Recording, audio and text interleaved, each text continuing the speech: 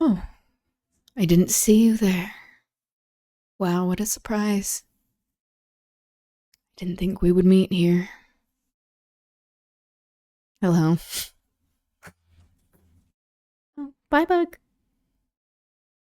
She's out. She hated that joke. It's another day, another stream in fascist America. Welcome to whatever this is, an attempt at providing education, advocacy, and a little common sense in this digital wasteland. I'm Aubri Devashrayee. Today is Culture Corner. Woo!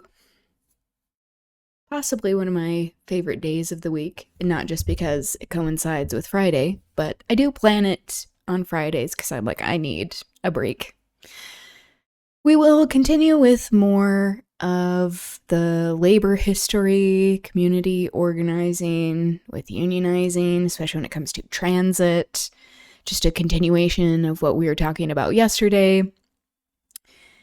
But we will also get to a quick update with some data centers, with that happening.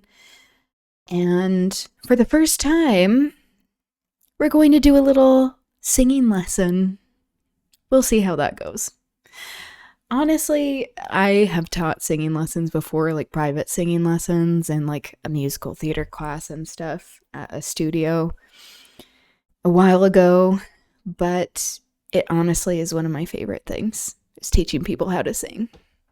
This isn't to say that I am the end-all be-all of vocalists or of teaching accurate vocalizing skills, but I do have some things that I can share.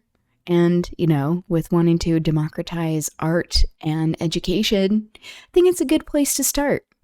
So we'll start from the very beginning. Okay, sorry. But we will start with the beginning of singing, which is breathing. So that will be a very basic lesson, and then we'll get into the meat of Culture Corner with some recent art that I'm excited about, some history. It will be mostly history focused. We're going to get some perspectives on the Bluest Eye as well, some things that we didn't get to for Band Book Club on Wednesday. And since it is just a very important piece of culture, not only in American culture, but just human culture, Toni Morrison's writing, I thought that would be a good tie-in for today.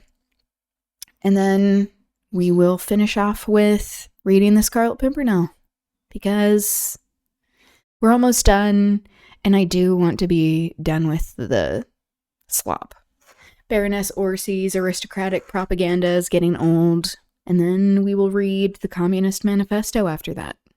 So, a big change in pace, and we desperately need that as a palate cleanser with all of the not only aristocratic propaganda, classist bullshit that is in the Scarlet Pimpernel, but also the very deep anti-Semitic tropes that she uses. So we'll pivot to someone who has written and inspired many revolutionary thought. So we'll get into that, shall we? So to start off with, in this group that I'm a part of, there are some people that know some people that had a recent loss that is very tragic of this young teenager. So this is Gray Zaragoza. And if you are interested in donating, if you can, then do. I understand that not everyone is able to, but there is the GoFundMe link just to help with their funeral expenses and the tragic circumstances that surround his death. So,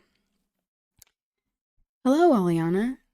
I know this is a heavy start to the stream, but I want to get this information out first and foremost. And it looks like they're close to reaching their goal, which is really exciting. But especially with all of the bullshit that's happening with late stage capitalism that we find ourselves in, anything that people can give to help offset some of these funeral expenses and also just financial burdens in general while people are grieving is helpful. So I just want to get that out. And instead of watching a humorous video for today, so changing paces, changing pace, I guess that's a more accurate way to say that. This is from a while ago, 3 years ago, that Caresha from the City Girls, they are no longer a rap duo, but they used to be. And it's with Caresha, so Young Miami, and JT. They both have successful independent careers and they're very, very talented. But with all of the Megan Thee Stallion stuff happening with Who Must Not Be Named, that one athlete, I wanted to show an instance of like getting more of a holistic perspective of Megan's career, and also like he's an idiot. We already know this, but it's very entertaining. I will return to this every so often because people who are more like sapphically inclined, women loving women, or just being like femme attracted, or if you are more like me, just attracted to personality and talent, this is a really great place to start. So I realize this is a very hard left turn from what we were just talking about, but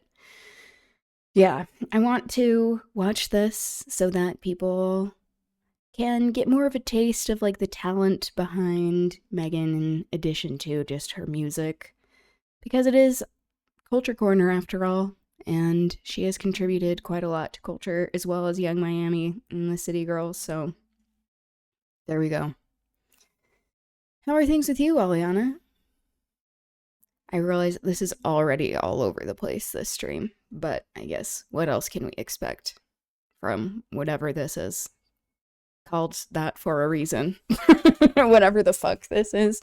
Maybe I should change it to that instead. Okay. And in the meantime, because I am obsessed with pistachios, I'm going to be eating some of those. Also, I got a huge bag of Takis. I love Takis. I know this is a controversial opinion, but I like Takis better than flaming hot Cheetos. So there you go. My radio arrives soon. Ooh, that's exciting. Low bandwidth, long range radio. Takis. I love Takis. I'm assuming you do as well. Okay. Let's get into their conversation. Yes, you like Takis. They're so good. Also, the fact that they have like more citrus involved, like it's just such a good balance for me. Okay. So, something I also like about this conversation that they're having, this interview, is that it just flows so naturally. There's a lot of flirting involved. And when this first came out, there were many like straight men, like cis men that were oh, they're flirting a lot. Ha ha ha. Like, that's funny. And it's like, I don't think you realize the queerness that's happening. This is not just like being like cutesy flirting. I mean, that there is that aspect, but they're like genuinely like into each other, which I really like to see. So Okay,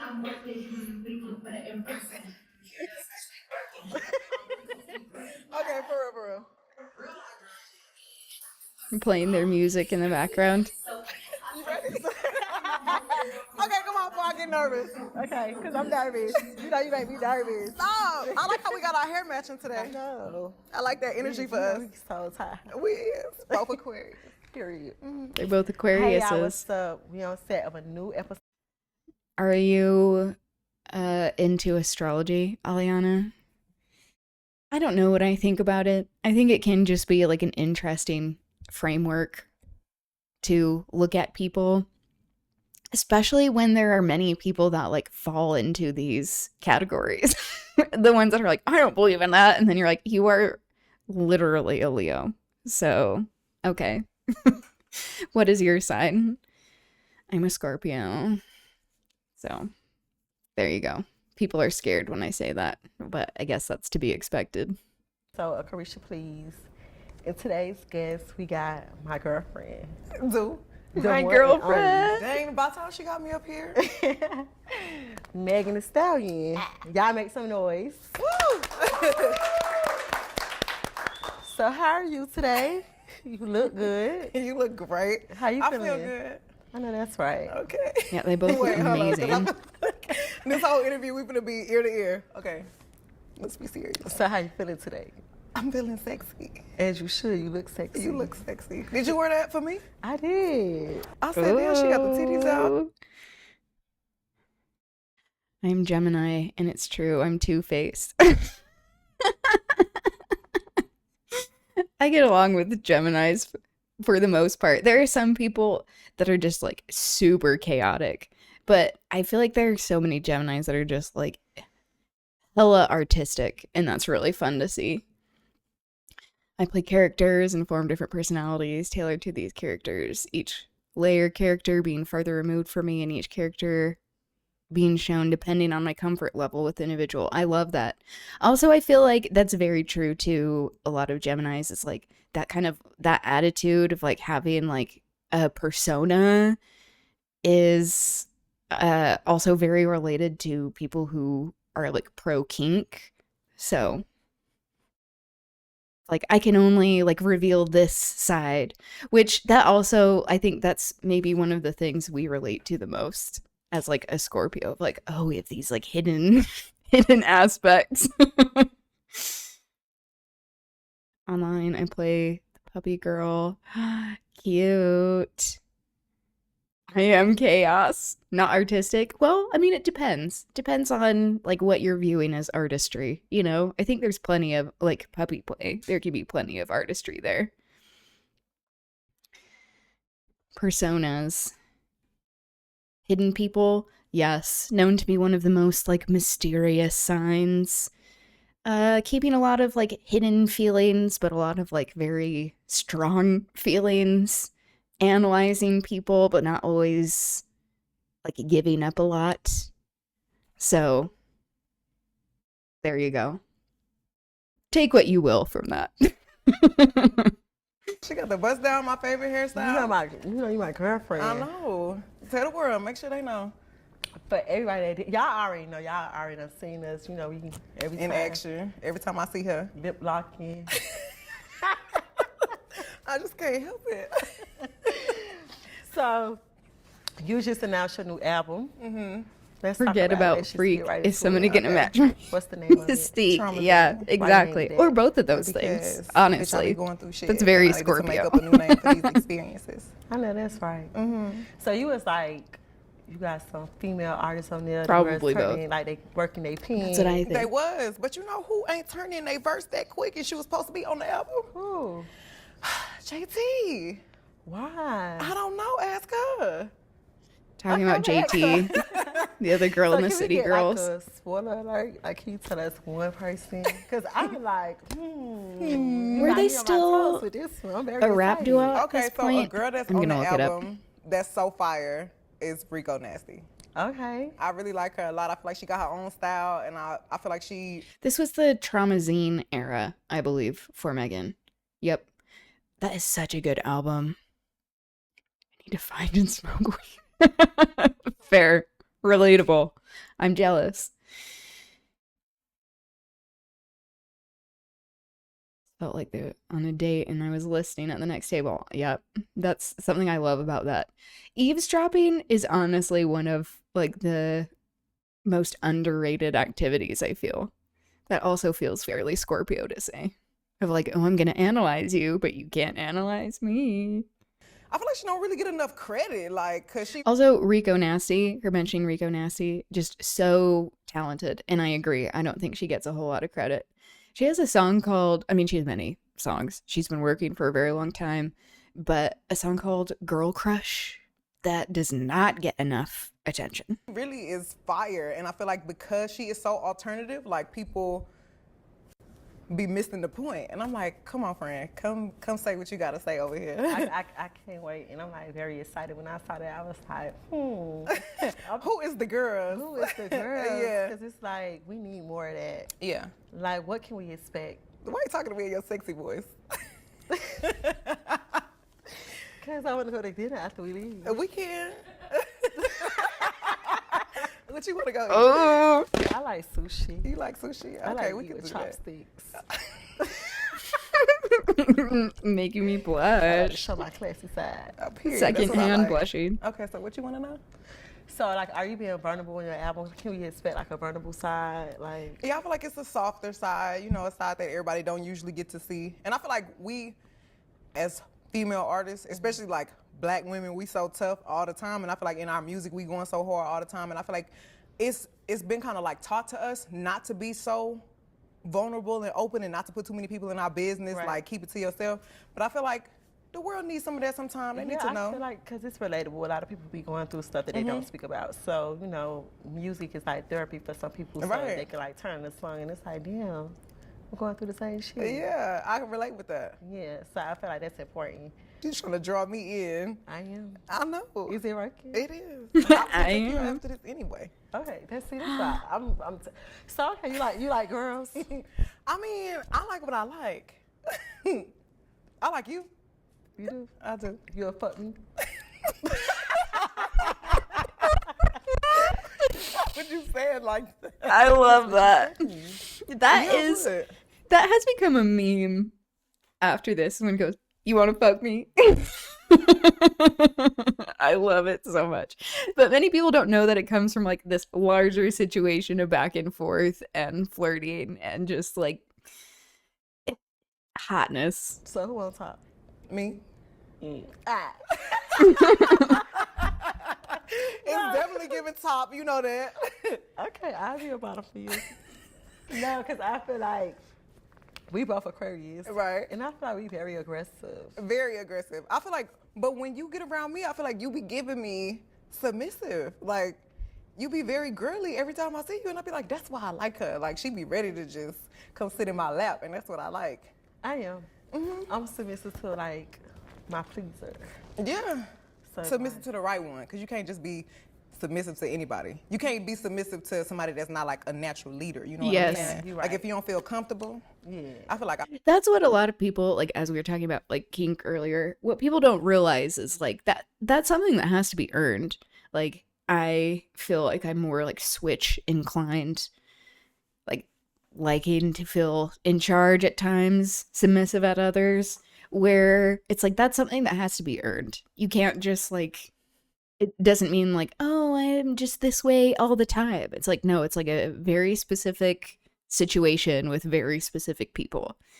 And I think that's good and healthy to be picky about that. I mean, not like if you aren't picky, that's okay. But like if you are, then stand up for that.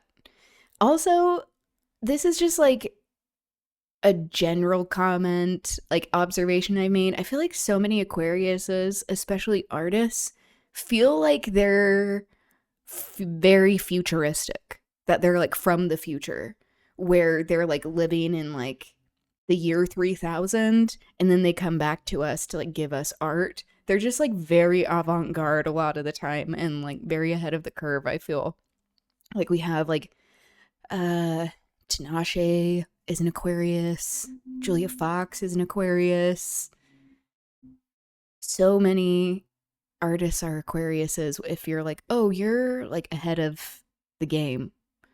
FK Twigs. Make you feel comfortable. Yeah, you do. I know. So you got a song called Plan B. What inspired that?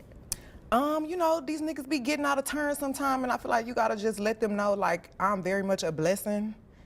Bitch, you very blessed to be over here. Hello. And let me remind you, I always have a plan B. I always have an alternative. Oh, okay. Yeah, and I am, you know, that girl. So you should be happy to be fucking with somebody like me. And if you forgot why you was happy, let me remind you why. Clay should have listened to that. Have you ever took a Plan B? Uh-oh, I said his name. Yes. I ain't Who was rapping that? about shit I don't I ain't remember. living. How many? Bitch, I don't know. I've ever been in tight to not wind up with the wrong one. Miami, have you ever took a Plan B? I done took one day. Listen, as soon as I'm done it the next day, baby, I gotta make sure that bitch is gone. I ain't trying to. Listen, Bitch, don't even think about it, bitch. I ain't trying to be your baby mama. I ain't. Period. So you just been overseas. I feel like you was over there for a month. I was over there for the summer. I just got back not too long ago. How was it? It was fun. Like, it was a whole different experience. The food different, the people different. Like, the turn up is different. Like, it was a movie. I would say we went to London and I was like, girl, I hated the food.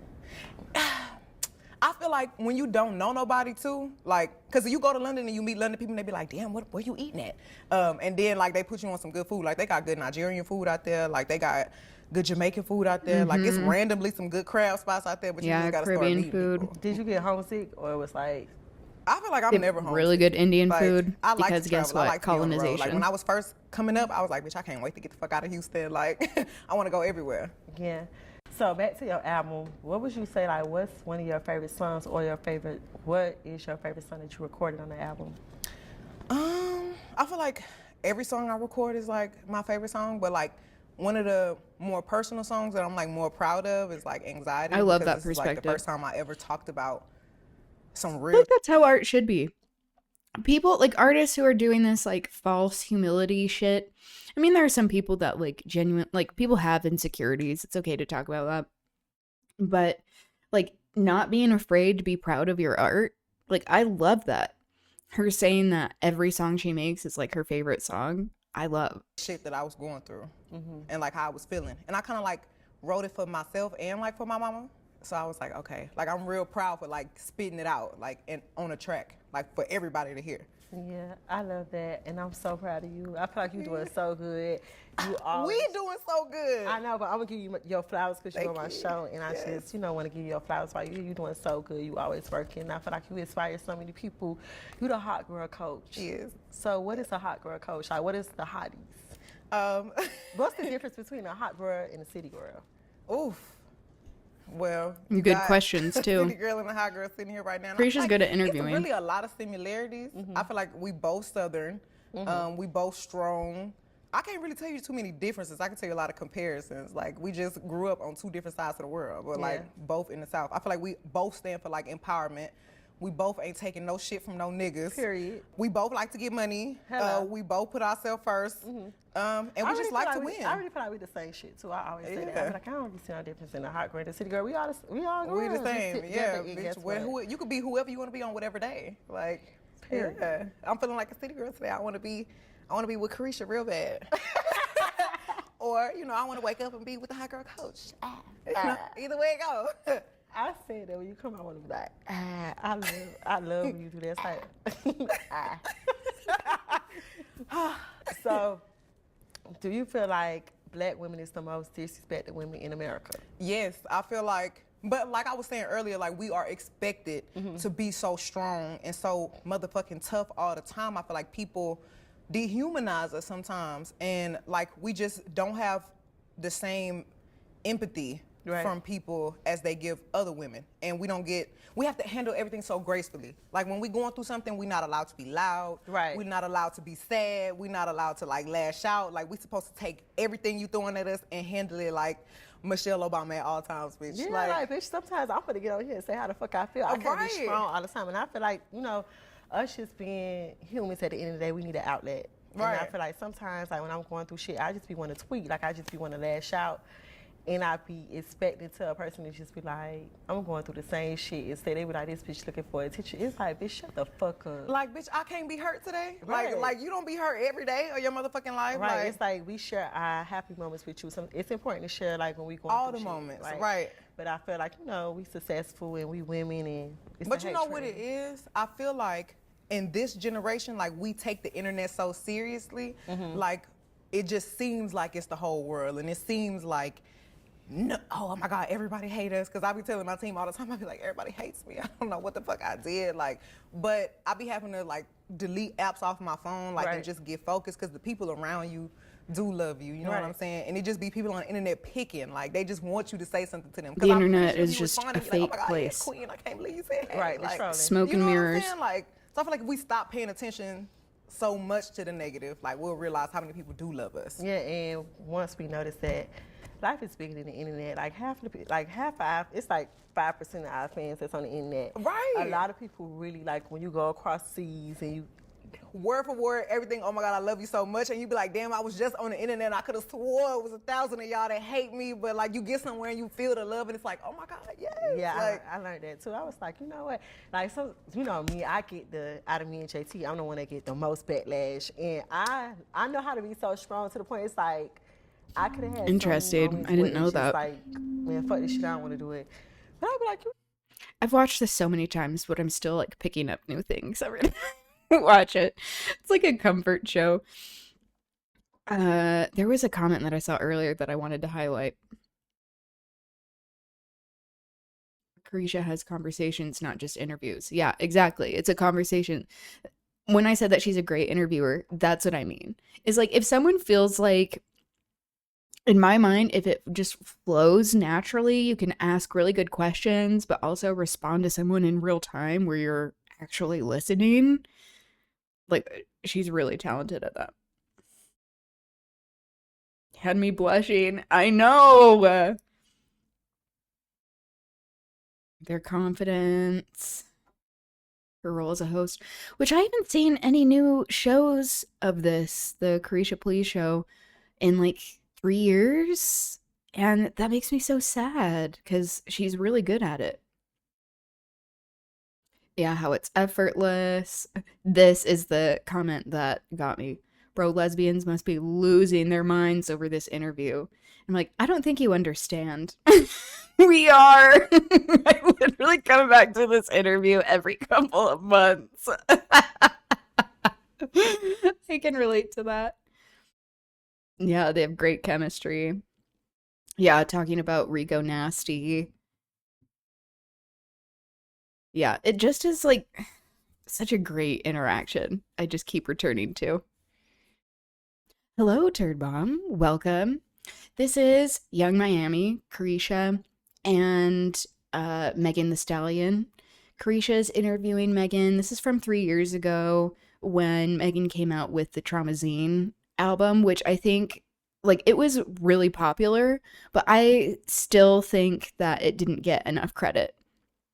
It has so many levels to it of, like, being vulnerable, but also, like, braggadocious, and just, this is what I was saying earlier, like, they were talking about, like, astrology and, like, their sun signs and stuff. Is that Aquariuses, which both of them are, tend to be, like, ahead of the curve. Like, they're very avant-garde and almost feel, like, futuristic, where many people, like, look back on their careers, particularly with Aquarius artists, they're like, oh, you were doing this the whole time? It's like, yeah, that's what they do. This isn't for everyone. Like, not necessarily every Aquarius is this way, but I don't know if you are into that stuff. What is your sign? I don't think I know. Also, yesterday I was like, I don't think I know when your birthday is, which, sorry. You know what, when I go to the concert, these bitches be like, but that's so crazy that you think you get so much backlash, because I don't see anything bad about you on the internet. Like, all I see is good things about you on the internet. Girl, them bitches be cussing me the fuck No, out. I never seen like nothing bad about you on the internet that was like bad for real. Like, so, but you see what you see on the internet versus what everybody else see. Like, you feel like the world on fire, and then in real life it'd be like, wow, Caresha really living like Yes, such a they're great from Florida, life. Like, since you know her what I'm name's saying? Young So it probably be Miami. two little people that be trying to pick, Right. Like trying to make you get out your character. But bitch, you is motherfucking Young Miami. Like, what can any of these bitches say to you at this point? Yeah, their first album, The City Girls, was Girl Code. Which also, I mean, they're on a Drake single, but so many people have been. Yeah, they did the single Twerk. When did they break up?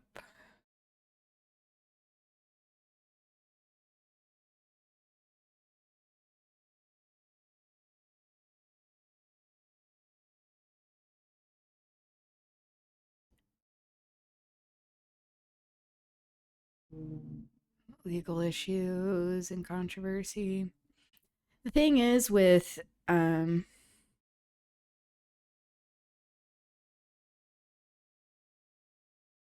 yeah, Young Miami is like, she is queer. I don't know about this particular instance.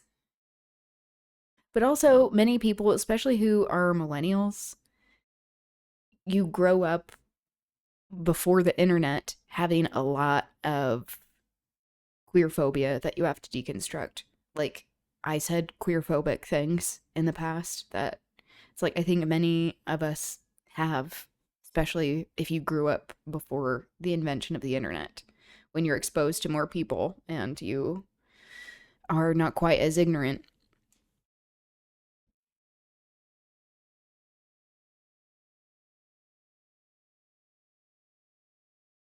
Yeah, spending time around gay people. Like, I mean, she's also been, like, she is openly bisexual as well. So, just talking about that.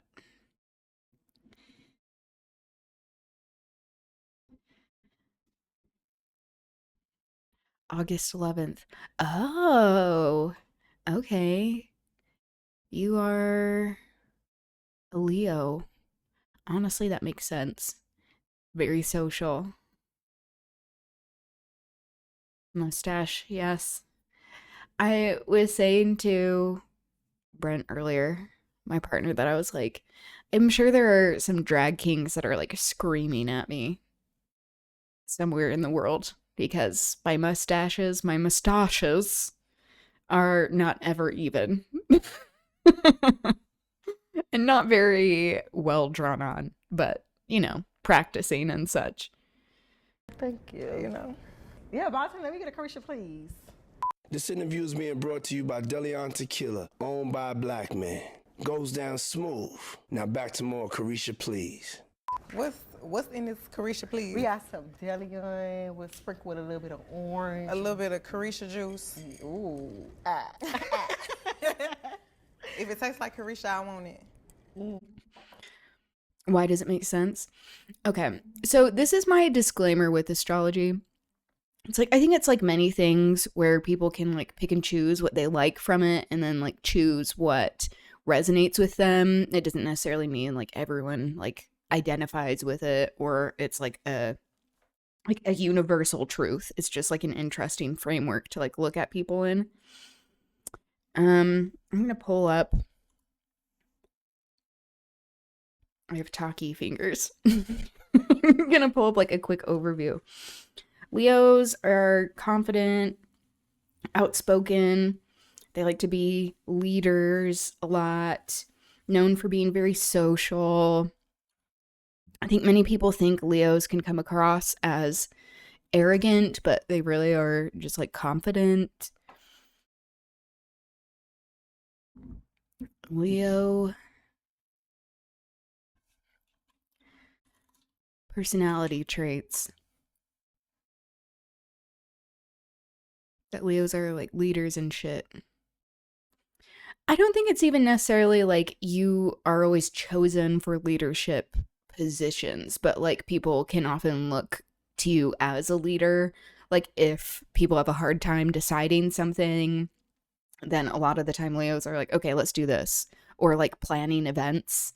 Leos are very known to do that, of like with friend groups of like, okay, like, and you do this where you're like, okay, so this is happening, we're gonna gather here and we're gonna have a good time, where they tend to have like the more the merrier type of perspective. Okay, this is CoStar. It's an app on astrology. Yeah, so a lion, a fire sign. The other fire signs are Aries and what's the other one? Sagittarius. I've never had a chance and I've never felt like people have seen me that way. So I guess some aspects are there for me, but some aren't. Yeah, exactly. Yeah, many people who are like interested in luxury.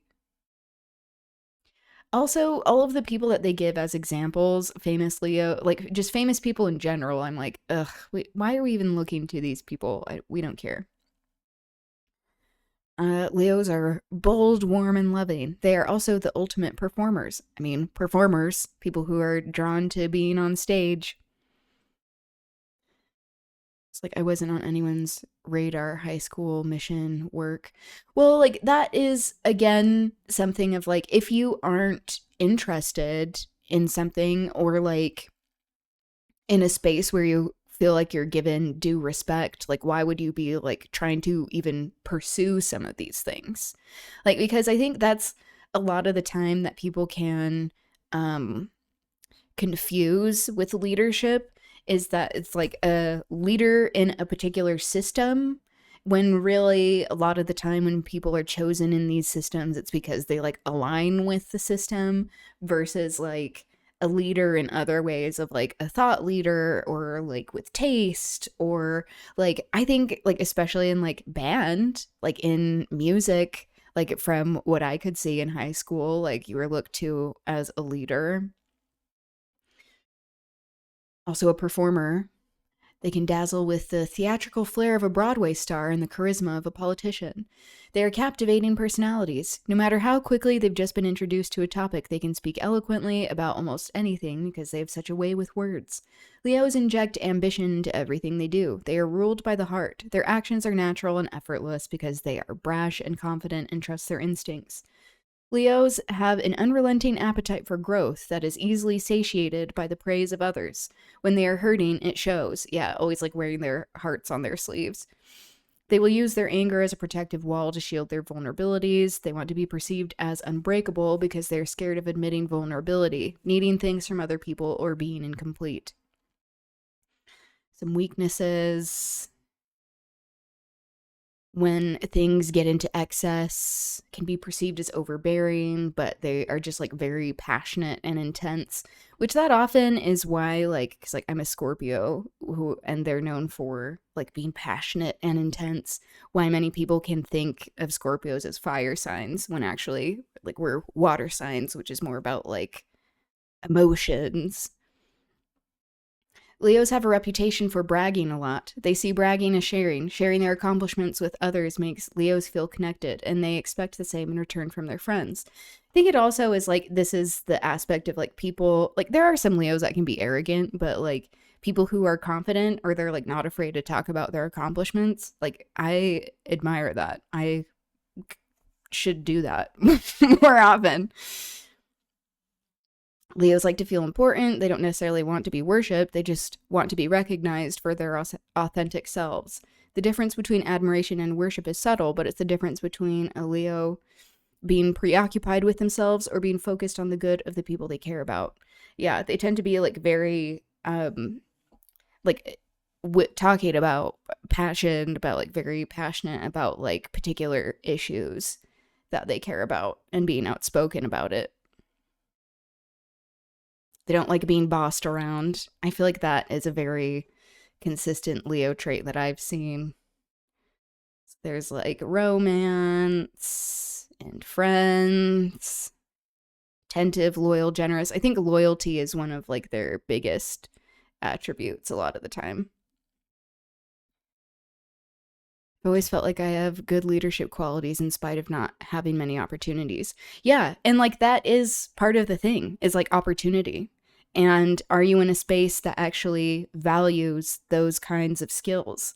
Because if not, then it's like, why, if people aren't looking at you in like the admirable traits that you're exhibiting, like why would you even like try to pursue some of those opportunities? A golden retriever. Yeah, I think that's also where there's a lot of crossover with Scorpios and Leos is uh loyalty. Sometimes even to a fault of like not being able to admit when like they're being hurt by people who are so-called friends. Authenticity is number one for me. Yeah, you should, I mean, not like you have to, but if you're interested, look up some more traits and see if you feel like those fit. But yeah, just again, it's like one of those things where it can just be like an interesting framework to be looking at people in, because it especially is helpful like if other people are into it, then understanding it helps you understand how they see themselves and how they see others, which that also is like a very like Scorpio thing of me to say. It's to be like, oh, it helps you like analyze people better. What sign is January 20th? Capricorn. I think it's a cusp Capricorn though. Brent is a Capricorn. Is that what Melissa is?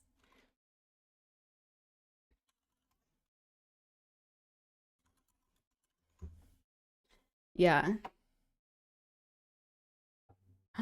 Okay, so it is a cusp. An Aquarius, Capricorn. So Aquarius is, that's what these people are known to be, like aggressive sometimes, but like avant-garde, sometimes coming off as cold, but they're just very direct. Farmer's Almanac, what?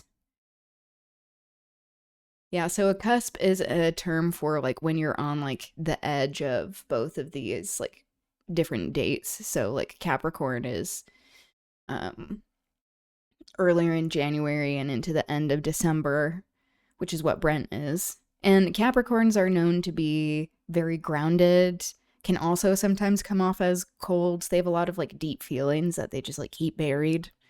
They're also known for being like really good at strategy and planning, like some of the best planners of like if they want to accomplish something, they will, and they'll have like it planned out for every step of the way. She's also an eldest daughter. Yes, exactly. Of like where you fit in your family, like all of these different like generalizations that we make about people and their personalities. It's like it contributes and people can like pick and choose what they like. Yeah, for Aquariuses, most compatible with Sagittarius and other Aquariuses, but Sagittarius is another fire sign.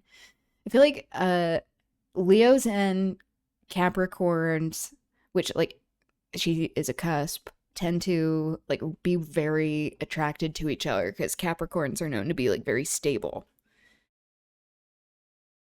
Also, if like knowing Brent, like that makes sense. Knowing about Capricorns, I'm like, oh, someone who is like very stable, and I can be.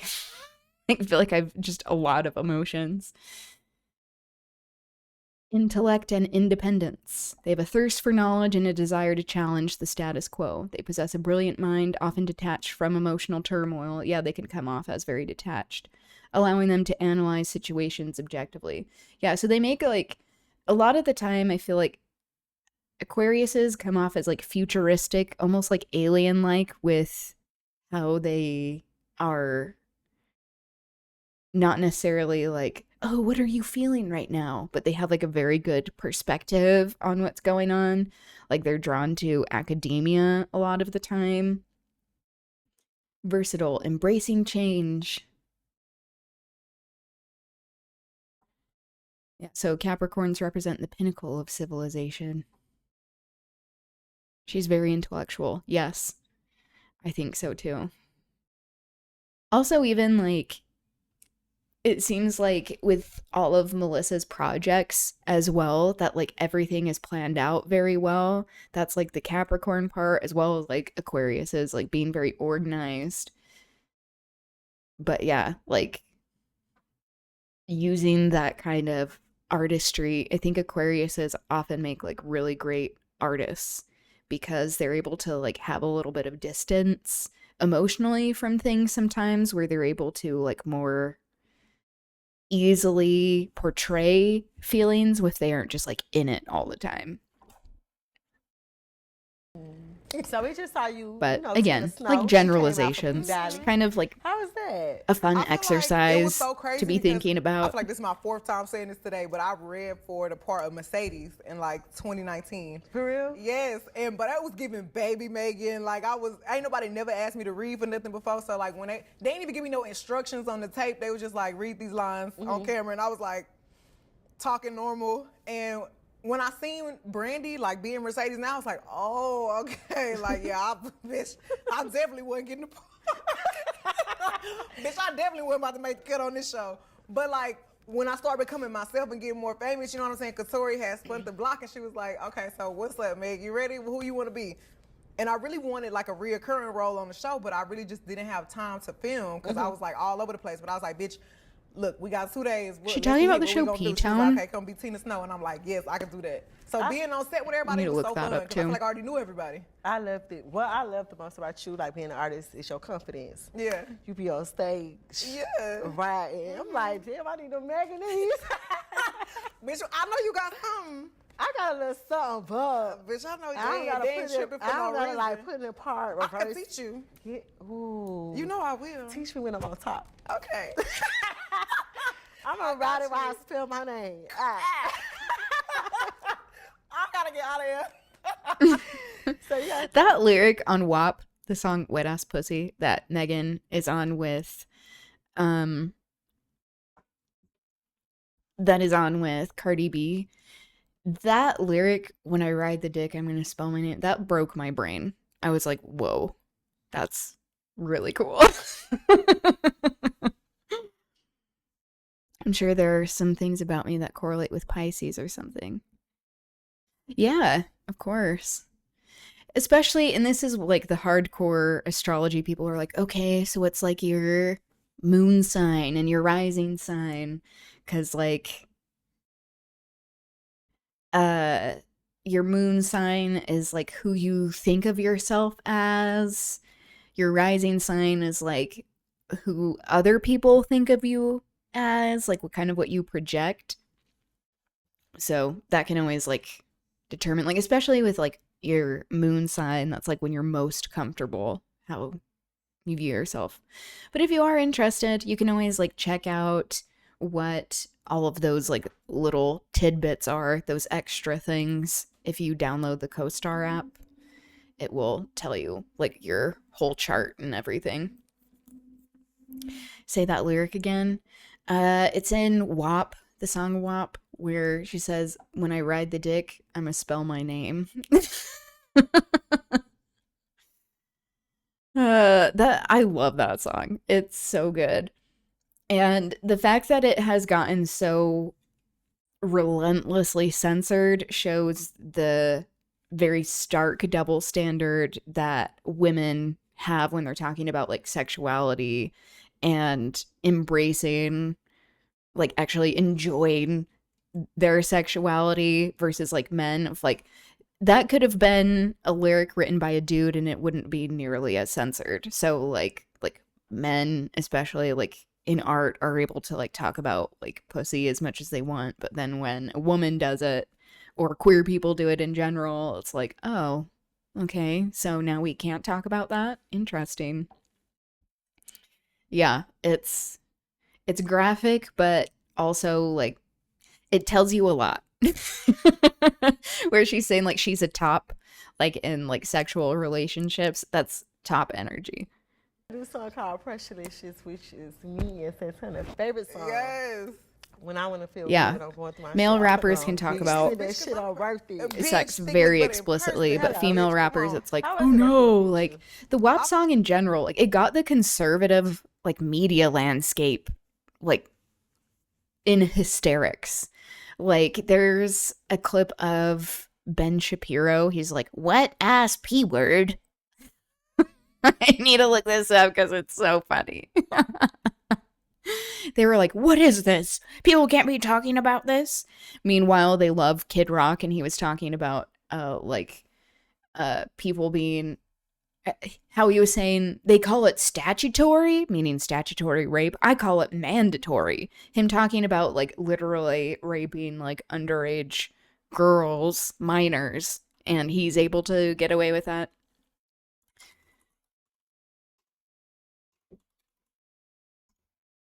Let's see.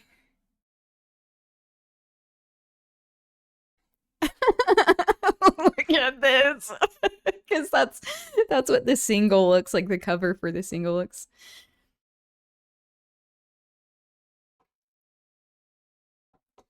Whores in this house. There's some whores. Whores in this house. There's some whores in this house. There's some whores in this house. This is not what I thought it would I be. said certified freak. 7 days a week. Wet ass P word. Make that pullout game weak. Yeah. I just need the clip.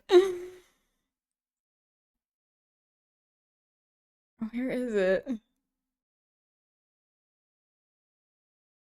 Super empowerment. Here are some of the lyrics. You ready? Whores in this house. There's some whores in this house. There's some whores in this house. There's some whores in this house. Hold up. I said certified freak 7 days a week.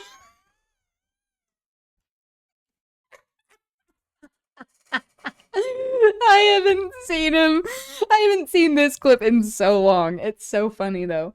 Also, like, what he is not realizing is like that clip of like the sample of saying like there are whores in this house, there's some whores in this house. It's like playing off of that. It's like doing a direct commentary of saying like, oh, you're gonna call us a whore? Okay, then I'm gonna like what I like. Week. Wet ass P word. Make that pullout game weak. Yeah, you effin' with some wet ass P word. P word is female genitalia. Bring a bucket and a mop. P word is for this wet female ass P word. genitalia. Give me everything you got for this wet ass P word. Beat it up, N word. Catch a charge. Extra large and extra hard. Put this P word right in your face. Swipe your nose like a credit card. Hop on top, I want to ride. I do a kegel while it's inside. He doesn't even know what that's called. This probably gives some girl out there, ugh. Yeah, some conservative Spit person. in my mouth, look in my eyes. This Probably P word a is wet. Zionist. Come take a dive. It continues along these lines. And it gets significantly worse. I'm gonna also look up that lyric.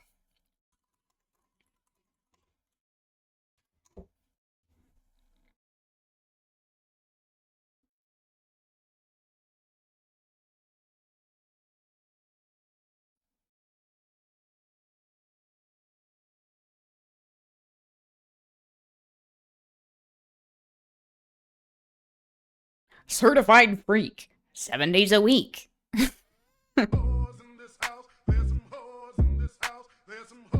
So there's some whores in this house. That's the sample. I said certified freak, 7 days a week. Wet ass pussy, make that pull out game weak. Ooh. Yeah, you fucking with some wet ass pussy. Bring a bucket and a mop for this wet ass pussy. Give me everything you got for this wet ass pussy. Beat it up, nigga, catch a charge. Extra, he's a bottom feeder. Yeah, Meg's verse, I mean, both of their verses in this are so good. Admittedly, this is the first song that I actually made the connection that this was Megan Thee Stallion. And I was like, holy shit, she is so good.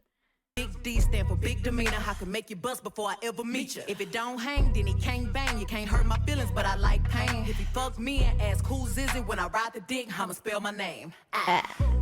Yeah. It's so good. So that's some of the history, the lore. feel like it was really cool. Like, you know, as females, like, you never know how nobody really about to come, you know.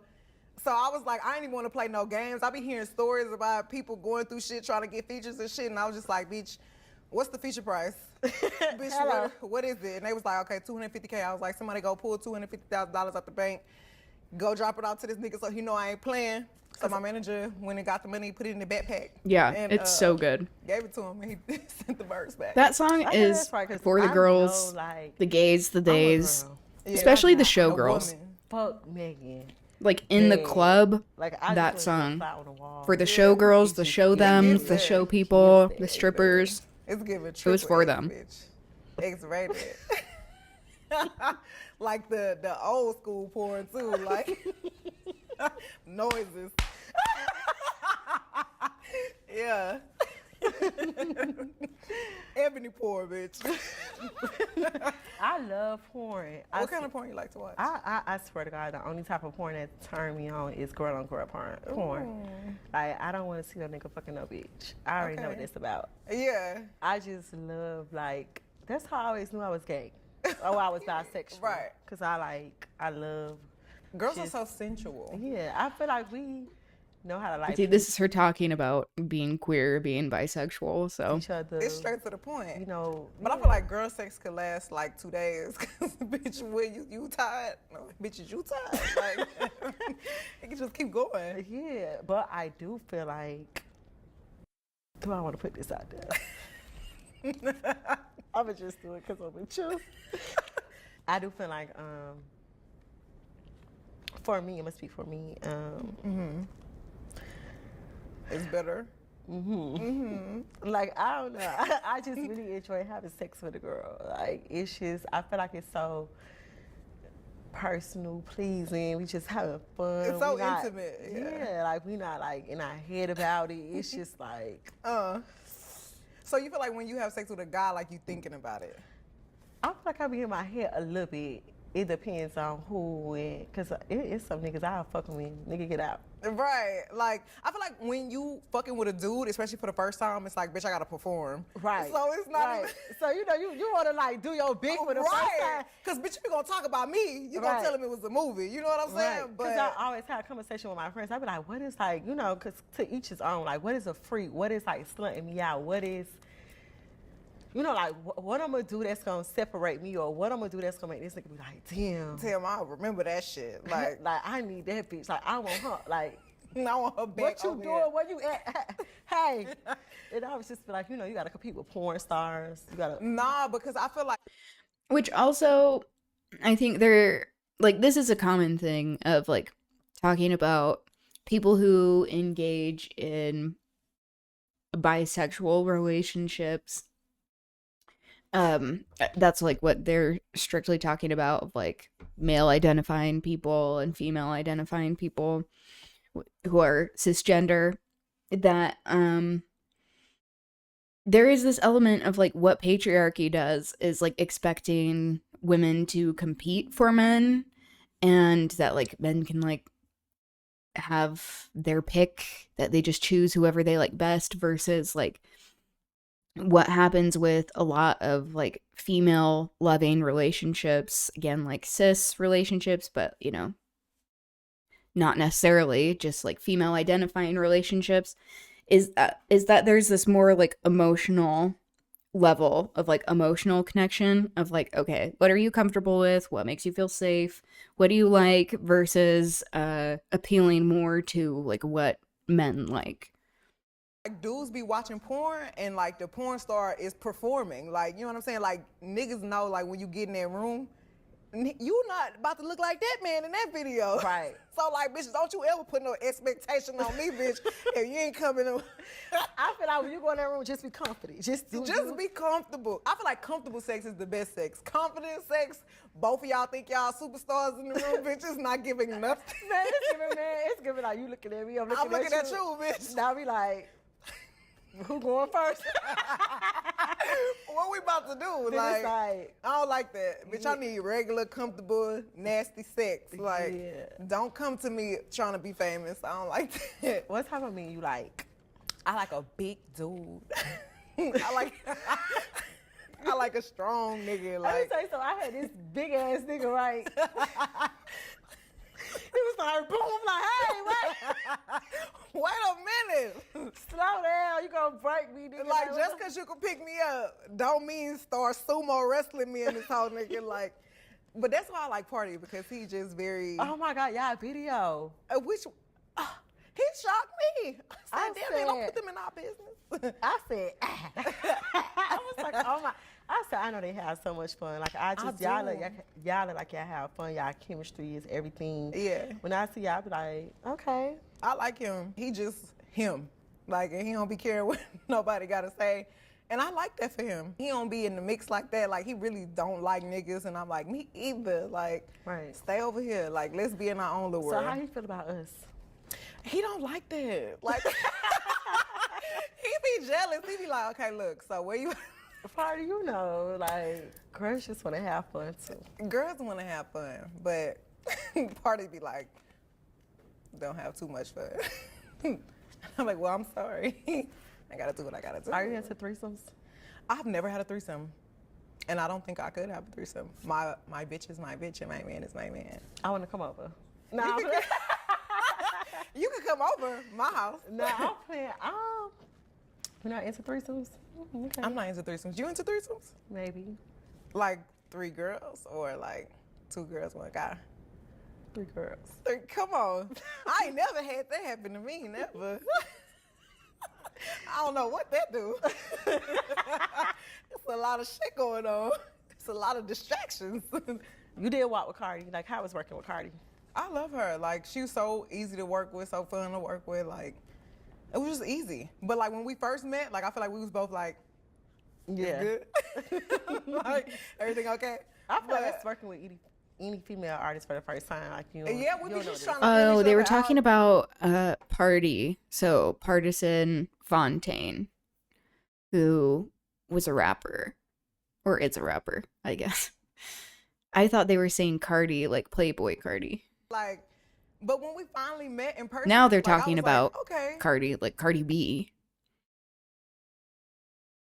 Everything, we good. Like, you cool, I'm cool. Like, let's do it. And then ever since then, we just been cool. Yeah, So just you feel women like, talking about what they y'all like. Ever be in those type of predicaments? Like, you can't work with somebody because you work with in somebody a very else, like, feel like open, normal I feel way. like just friends in general. Like, when you know, It's very your empowering. friend might not feel like so good about somebody. Like, do you like go out your way to like be like, okay, bitch, I'm not fucking with you. Period.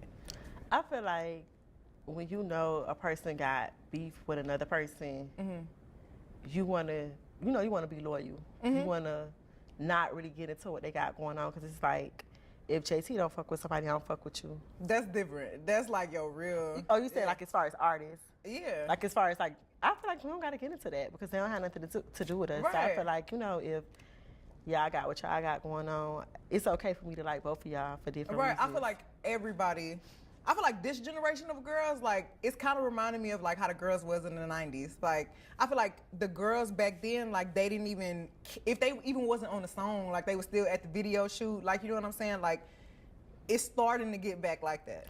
It's no need for nobody to be mad at nothing. Like, it's like pointless because we all are different. Like, nobody rap like the City Girls. Right. And if you trying to rap like the City Girls, it's very apparent. Like, nobody rap like me, nobody rap like Cardi, nobody rap like Coy, nobody rap like nobody. Like, you know what I'm saying? Like, we all got our own lane, and I feel like that's what's so beautiful about us right now. So I feel like it be the fans more so it is. than anybody. Like, they keep it up more than the actual artists. And Right. it got the world thinking like something that's not happening. Right, because Like, I remember one time it was like Hot Girl Summer, City Girl Summer, and I'm like, please, God, it's this not. shit none is of so that. bad. Bitch, Right. I'm pregnant. What fucking summer? Like, what are we talking about? You It's know, and not I feel giving like, none of that. I feel like it was like at one point in the time, me and you, it never was like, I ain't know you ain't know me, but I felt like it was tension. Like, I felt like you ain't really fuck with me, and I'm like, damn. That's so ugly. You felt like that. Like, I really felt like that.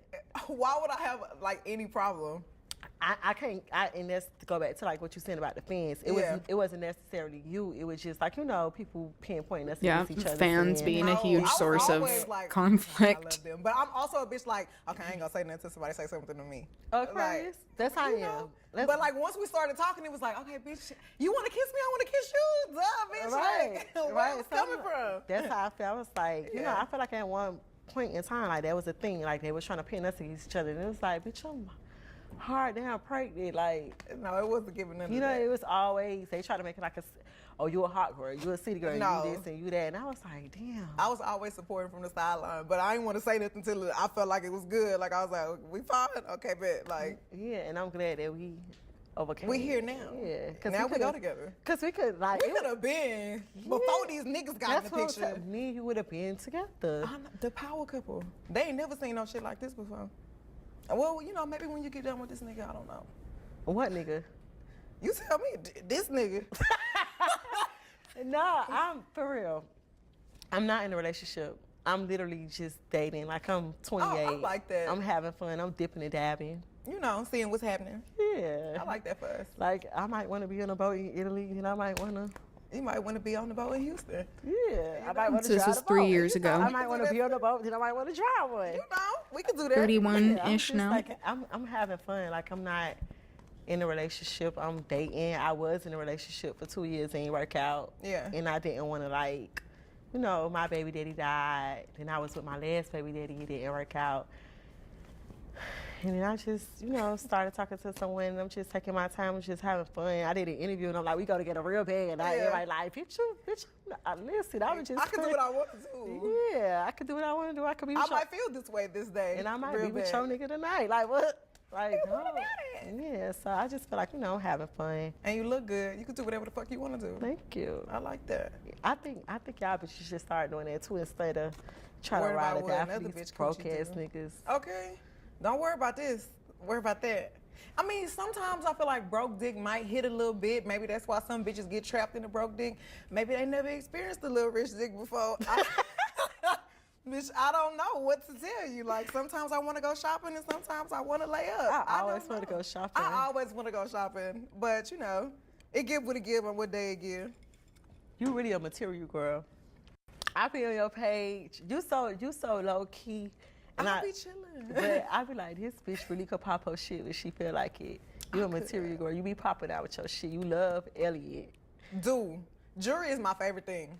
But I feel like I like my shit when I want it. Like, I don't want to wait. I don't want to ask. Like, if you pop up on me with a gift, great. But 9 times out of 10, I'm getting up and getting it for myself. Like, because, bitch, I want that chain today. Oh, my God. That is so me. Like, bitch, don't have me I feel like waiting. that, too. Like, if I want something, I'm going to get it. I'm not going to wait on nobody. Just reimburse me later on. Like, right. You got me. Yeah. I can't, like, wait on you. It's just not giving It's not giving that. Like, if I say I need this right now, like, it's going to piss me off and we're going to get into an argument because I'm waiting on it. Like, and then the worst thing somebody can tell you is, I'm going to do it.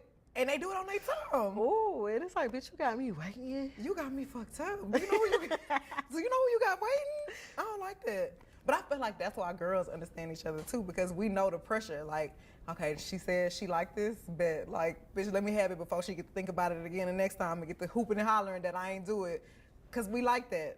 Like, we could say we like something, it's like, bitch, why you didn't hear me when I said that last week? Right. And then we gonna bring it up next week like, you don't never do this for me. You never love me. So, you always shaking your ass on the internet. Yes.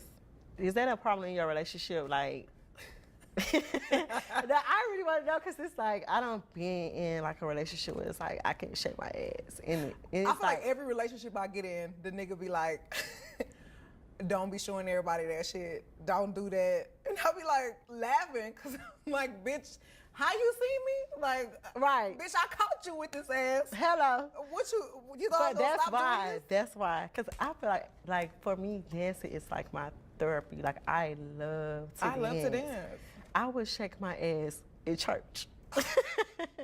Like, that's anywhere I can. Yeah, like, it's just therapy for me. Like, whenever I want to have fun, whenever I just feel like I'm going through some stress, I just want to shake my ass. Dancing can feel like therapy. Like, you know, when you're in a relationship. It also is like so good for healing trauma and bonding. Like, if you're in a safe space, like being in a social environment and whatnot, but it can be like a pro-social activity that is like getting people physical, but also part of like self-expression and artistry. That's like, yeah, of course that's Shoot. healing. Niggas Embracing don't like culture and No, they heritage. don't, but I mean, what you want to fight about? Me shaking my ass or me shaking my ass on a nigga? Like, I'm shaking my ass with my homegirls.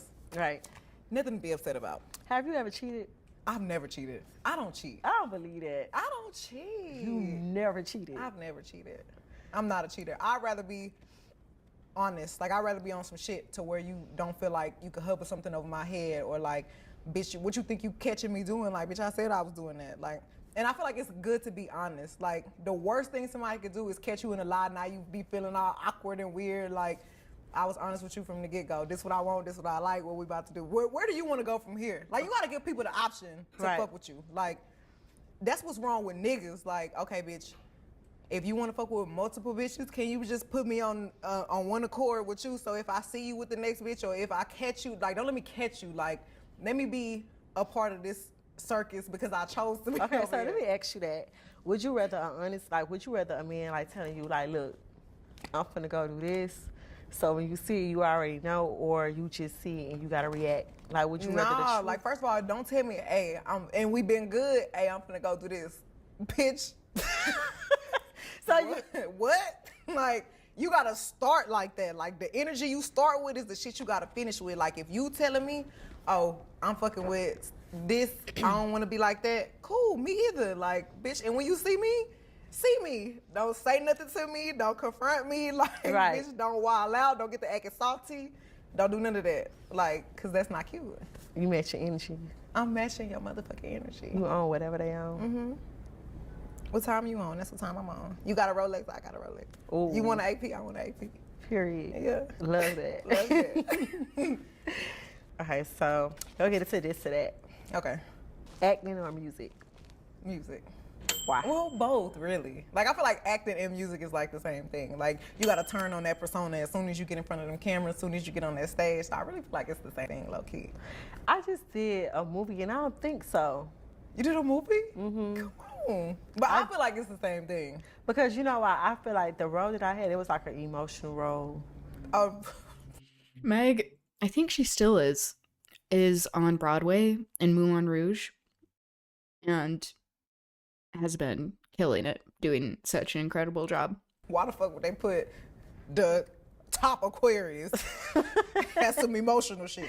And I feel like I feel like with rapping, you could just be whoever you want to be. You know what I'm saying? Like, I feel like when you acting, it's like a script. You gotta really get into character. And it was just like when I had to play this role, it was like an emotional role, but it was so weird that it was so relatable for me because it was like a death. You know, like my baby daddy died, so it was easy for me to like Tap into that. yeah. But have I not went through that, I don't think I would have been able to like get into that. And I feel like, you know, like when you're in the studio, you could just say whatever you want. You could just do whatever you want. But you're acting because you're not really tapping into everything that you are going through. That's true. Right, versus in your acting roles, like, they brought that out of you because that's something that you could relate to. So I feel like it is the same thing. Okay. Missionary or doggy style? Doggy style. Oh, we the same person. Oh my God. Bitch, tell me up, bitch. I don't even want to see. So why you don't like are you like a eye contact? Like you like to look a person in their eyes? I don't know. Sometimes I feel like I could be kind of cold. And, you know, I feel like I'm so in charge all the time. So I feel like doggy style is the one time I'm trying to see what you about. Like, what you about to do back there. Like, are you going to get scared? Are you going to get intimidated back here? Because I'm finna show out, too. So you better hope you can stay in the game. So in your relationship, do you feel like are you like the one that's like more in control? Cause I'm not gonna lie, in my last relationship, I was like the boyfriend. Like, I'm the one that wears the fucking boxes. Like, I'm the one. Not the boxes. It is like, I don't try to be, but I'm so like, I know what I want, and I just, that's how it come off. Like, you're gonna. No, I mean, I know what I want. I like what I like, and I feel like he respect that. Like, he know what's up with me, and he don't fight me. So he let me do whatever I wanted to, and I like that for Man, him. my baby daddy used to be like, bitch, you got me fucked. No, Party like to like put his foot down, and you know, I can respect it. Like, I like that you have something to say. So spit or swallow? Oof. I'm gonna just have to go ahead and spit it out. I'm gonna have to go ahead and let that back in the earth. Cause bitch, I don't know what it's gonna taste like. I don't even want to be fucked up about you. We already the same person. We knew that already. That also is like, in like most hetero relationships, that's just like an expected thing. Like spitting or swallowing. I'm just swallowing. I was like, no, that's just what you do. And it's like, so there's no choice in the matter? What's going on? New York or LA? Houston. Neither. So speaking of Houston, how was it working with Beyonce? Oh, like, I feel like that was a dream come true. Like, the first concert I ever went to in my life was a Destiny Child concert. Me and my mama was like big Beyonce fans. And when I first Just ever so met her, I was cute. like, wow. This might be the only person I've ever been like starstruck by. And like to know that she wanted to do Savage Remix, I'm like, Yeah. ma'am, what? Like, it was just amazing. And like ever since then, I've had like such a neither. good relationship with her and Jay. And I'm like, damn, I'm really date niece. Period. Yeah. That I don't know. Like I feel like that's so amazing. Like to just manifest that. Like, like you and your mom, and then just being up under them. You could go to her like big sis. Yes. Y'all hell, did y'all song. It went #1. I was so happy. And they be like texting me from time to time, like, okay, yeah, you doing good. Don't let this type of shit get you out your character. And sometimes I be like, damn. Imagine y'all- Beyonce texting me that. No, I really be trying to hold my shit together because I be like, damn, Beyonce really see me on this internet. Let me act right. You better act right on Beyonce internet. On Beyonce internet, I'll be like, damn, okay. Let me get my shit together. But I'm not gonna lie, I love when you like go there sometimes. Yeah, because I feel like I have to. I feel like when you being humble and like when you being nice, people just really feel like that's always your character and they feel like they could just run over you. I be like, yes, bitch, period. Like, bitch, shut the fuck up talking to me. Like, why are you talking to me? Who the fuck y'all hosts be talking to? Ignore y'all how y'all father do. bitch. Hello. Like, what? When I saw that freestyle, I said, this one cold ass bitch. Yeah. Like I you, like to rap, you know. Yes, cold. And you like one of the greatest. Like, I love your freestyles. I watched that shit over and over. I was tweeting last night. Me and Santana, we in the car like, this bitch right here, she's so cold. Stop. Y'all gotta really just invite me to the next outing because y'all really don't be bringing me and I don't like that. I don't know how the night gonna end, but I know how I can begin. Remember Halloween? No, but that was like the first day. I'm like, I said, you know what? no, You know what? I said, damn, bitch. Like, this our first real conversation. I'm sensitive like I that. don't I even be know like, how we ended up there. That was one of the like, whenever said, I think damn, about you, I'm a lady. whenever I think about you, I think about that. I was like, You gotta let that go. Damn. I cannot. What? That's because you used to them niggas. Let nobody be like, hold up. You want what you want when you want it. No, it was such a, like, it was the night ended off wild. It was like one of them, I love that bitch, night. you better not never repeat this night. And bitch, you bringing it up. Every time I see you talk about me, I'll be like, please, what you about to say? Where's this going? No. And so it was like, that's Halloween. We posted like, went together. You told me you was moving to Miami. You was And gonna, I did move there. You was gonna like take me out to eat and we was gonna be together. You never followed up. So I'm like, okay, she just like a nigga. She just finna be up with eyes. Okay, whatever. No, I feel like the schedule just had got crazy, but just don't never forget that because, bitch, once I be like, okay, what you want to do, Miami? Because Killing gonna put us in matching hairstyles all the time, and bitch, we gonna be everywhere together. Because I see how you like to run around, Animated bitch. I like to pack my bitch on my Sarah hip so we could just go. Welcome. It's gonna be me, you foe. Sarah Raid, Kin Henry, Evil Black Doll. I love that name. Welcome, welcome. This is whatever this is. Whatever the fuck this is. Many times I don't know. So, an apt name. We're watching this interview from 3 years ago. Yeah, 3 years ago. It's Caresha Please. This was Caresha's show that she had for a while. And then she stopped doing it, which I don't know why. Because she was so talented at this. But this is her interviewing Megan Thee Stallion, interviewing Meg. And like this comment says, I have to go down to this. Lesbians must be losing their mind. Anybody who is sapphically inclined, like, I literally come back to this interview every couple of months. That's me.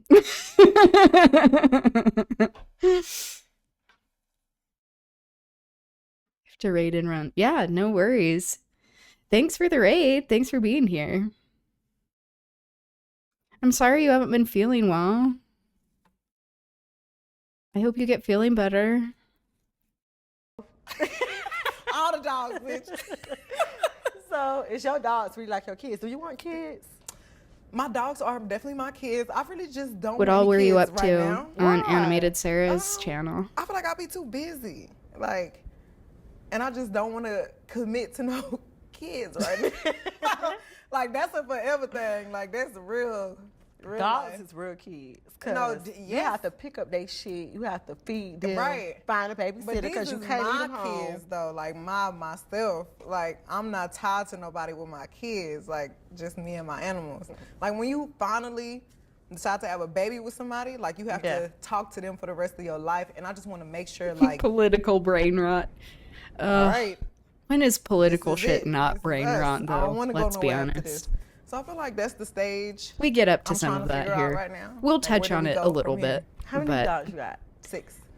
You got 6 dogs? mix it I up love with animals. I have a a little bit of culture like, corner, I'm thinking a about little getting bit a of cow. You like a don't like very cats, small though. I singing don't like lesson. Okay. 'cause We'll I was gonna see say, we what can't go that together goes if you like to. cats. No, I don't like cats. I don't like cats because they too independent. Like, bitch, what you thinking about? Like, Watching Candace how you been Owens. gone for a week and just walk back up in the Yeah. house? And they be slapping shit. You be seeing them videos. First, Of cats fighting. it's the first time Yeah, over I'm, there I'm very watching terrified her of cats. I don't content. like cats, but Where I it's like, you dogs. might I'm just like, I be feel like- making a I good don't know point why, like, and then take a hard dog pivot to moms are something just so out of control. responsible, Interesting. Just a It's crazy because y'all conspiracy really, like, theory. have scrollers, travel with your dogs. Clothes. Yeah, I said she take them dogs Everywhere. everywhere. They at the room right now. For real? Mm-hmm. You gonna come meet them after this? Yeah. Introduce yourself. My favorite stepchild is Fo. Okay.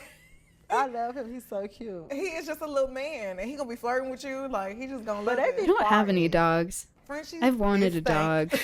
They are a lot Like, of work, they fart though. shit and throw up everywhere, bitch. Like, just, I would highly Frenchies recommend stink. it because they so full Is of that true? personality. Frenchies Like, are known you to will just be be your dog. farting all the Your dog will time? be your best friend. Like, your dog will get tired of you. Like, That's Frenchies like get tired of their 25% owner. of what 'cause they be kids take.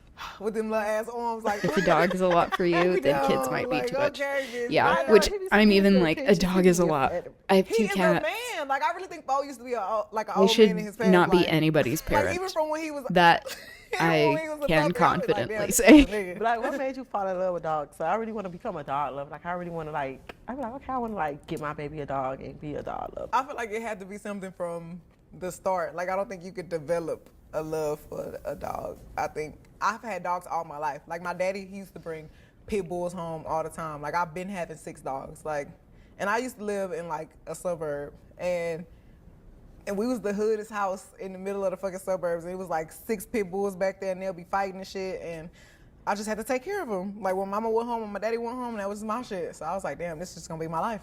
So you're not a cook? I know how to cook. You do? What's your favorite thing to cook? Speaking I of, feel like this so typical of a girl to say, but like salmon.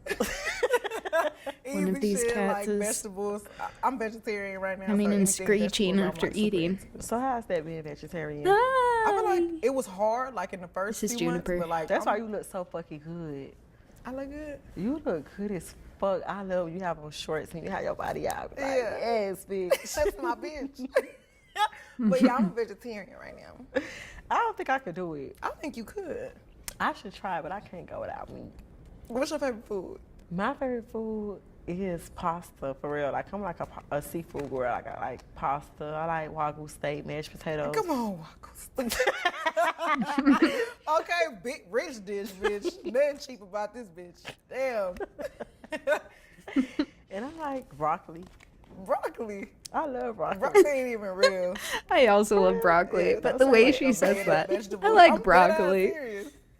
Maybe let's get you on a different vegetable. I'm gonna teach you. Yeah, Yeah, teach me. We could like fucking cook all day.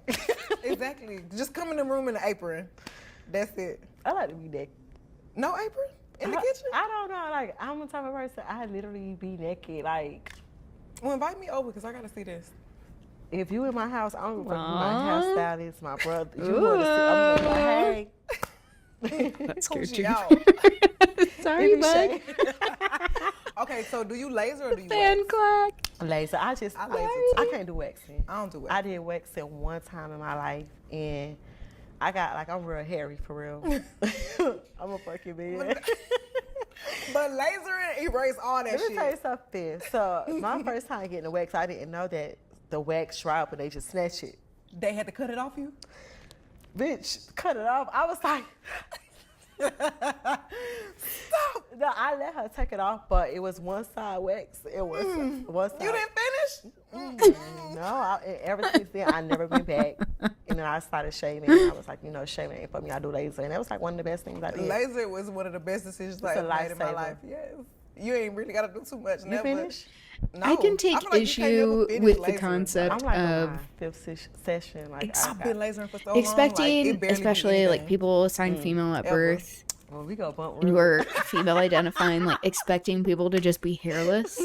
I realize there's an element of convenience. Before we wrap and the show up, access. I always gotta Okay. But also, like, She's going to be sounding like, it can be concerning to me when I'm like, I like why to do are a mental we, health check. I'm sorry, Barney. is this a form of infantilization in patriarchy? Something to think I'm in a about? better state I don't know. than I was a few months ago. I feel like I just been through so much shit and I just worked through it all. And like finally I'm like in a space where I'm like, okay, bitch, maybe therapy might be something I want to get into. Like I'm finally like starting to open up more about things. I feel like I just know how to hold it together. And I feel like you don't have to necessarily Yeah, hold if you it can't afford together all the therapy, time. yeah, Like, therapy is It's okay great. to cry and it's okay to be like, If you have a good "Man, fuck therapist, this shit, that I'm is. over It's it." okay to Like, fire your to be like, therapist. I need help. And I feel like I'm It's good to getting fire that your space where I'm therapist like, if okay, they're maybe I shit. do need a little help because I don't be okay Or every not for day. you. And I just don't be feeling it all the time. Do you have like a go-to person that you like, go to and just express how you feeling or what you're going through? T Ferris, like that's my guy. Like he been with me since my mom passed, and I feel like we just have grown so close and so tight. And that's probably like the only person I really like just tell exactly how I'm feeling to. Yeah. When my baby father died, it was like I always felt like therapy was like a rich people thing or like white people thing. I was never into it. And then when my baby daddy died and I finally went through my emotions, I cried like so bad. It was just to the point like I couldn't get out of bed, and I was like, okay, I'm gonna try a therapist. And it didn't work for me. I did it twice. And the first time I did like an hour session, I cried the whole hour to the point like I couldn't get a word out. Second time I tried to put myself together, and I was just like, this shit ain't for me. But I got like a go-to person, which is my cousin, and I literally like tell him any and everything. And I feel like crying, especially when it's something that's so fresh, like it's normal. And I feel say like this regularly, but auto captions, just whatever the platform, but especially on YouTube, are very racist. They don't pick up on accents, they don't pick up on slang or AAVE.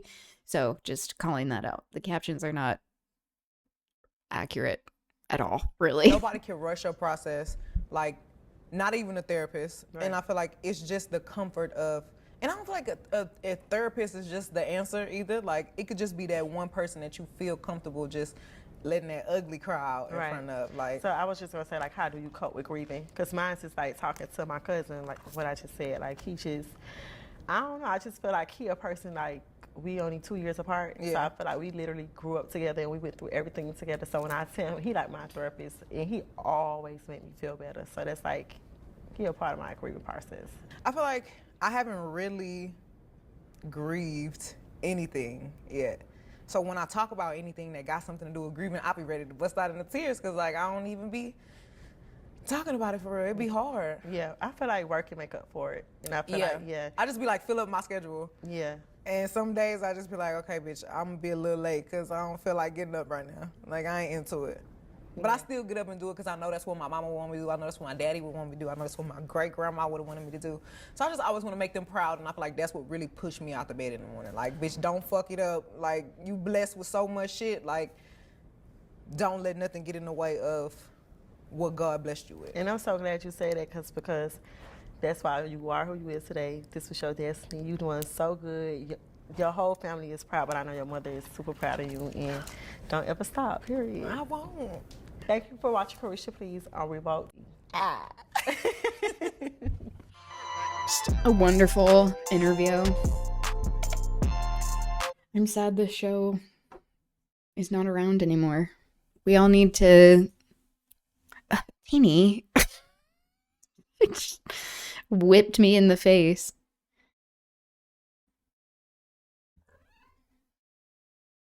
Do we need to just like bother Caresha, Young Miami, to be like, please do the show again?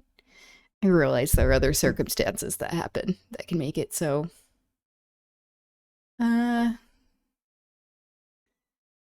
People are not able to continue the things that they have been doing.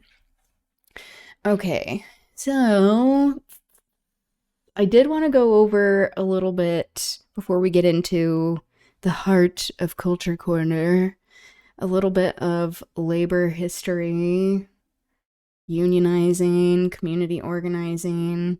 We were talking yesterday, because I'm located in Utah, we were talking about UTA workers, the Utah Transit Authority workers, people who work for the buses and the front runner, which is the train in Utah, that does not work very well, does not go to many places, and how their working conditions are really difficult, of course, that they are often met with retaliation when they are trying to get a contract, actually have livable wages. So this is the history of the Pullman strike, which was a railroad strike. And often this was one of the only points of recourse that railroad workers had.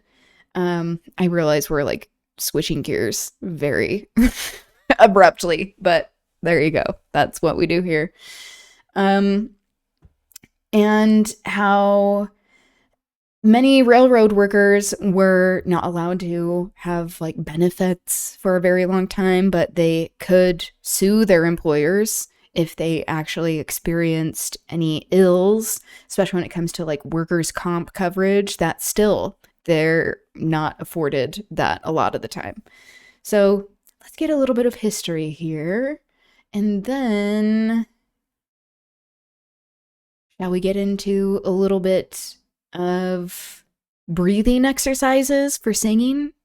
We're all over the place, but welcome. Again, that's what happens here. Okay. Railroad tycoon George Pullman paid... Oh no. I don't know why it's been doing this so much lately. Here we go. Railroad tycoon George Pullman paid his workers unusually high wages, but in return, he expected them to pay high rents to live in his company town. It worked until the Panic of 1893. The nation plunges into... Which also, having high wages for railroad workers, that was extremely unusual, by the way. Especially when it comes to exploiting Asian immigrants, Chinese immigrants, people who were enslaved, or people who were slaves during the time of building the railroad, that was a way to get cheap labor and build the railroad system, and how things have just morphed over time. There's been a rebranding of these working conditions, rather than actually supporting the working class and helping people to have livable wages with dignity. That we need to really confront what is happening, just not only with this strike and contract that's going on with the UTA workers in Utah, where I'm located, but how it's a phenomenon happening all around the world. A terrible recession, a deep economic depression that's going to spike unemployment and cause all kinds of difficulties. Pullman slashed his workers' pay by 25%, but he refused What a to frame lower the to cost end of his on. company housing. Pullman's workers felt trapped. They couldn't afford their rent, but they couldn't afford to leave their jobs either. So in May of 1894, capitalism. they walked off those jobs in protest. Are they It is really one just of the going to leave it epic on his strikes face in like American this? history. And it's led by a man Okay. named Eugene Debs, who is head of the American Railway Union. Eugene Debs used his influence to convince 250,000 other railroad workers around the country to walk off their jobs in sympathy with the Pullman workers, essentially shutting down all rail traffic from Chicago to the West Coast. And the strike spreads because it's a rail strike. It actually has national implications. And there's a lot of violence, a lot of destruction of property, which plays into the hands of those who oppose the strike and oppose Debs, who is a self-styled radical and socialist. One of the people who opposed Debs was President Grover Cleveland. He sent 2,500 federal troops to Chicago to stop the strike over the objections of the governor of Illinois. When we, like, this is something we talk about more during the week with streams over here. Hi, buddy. 2 cats. Just sniffing around.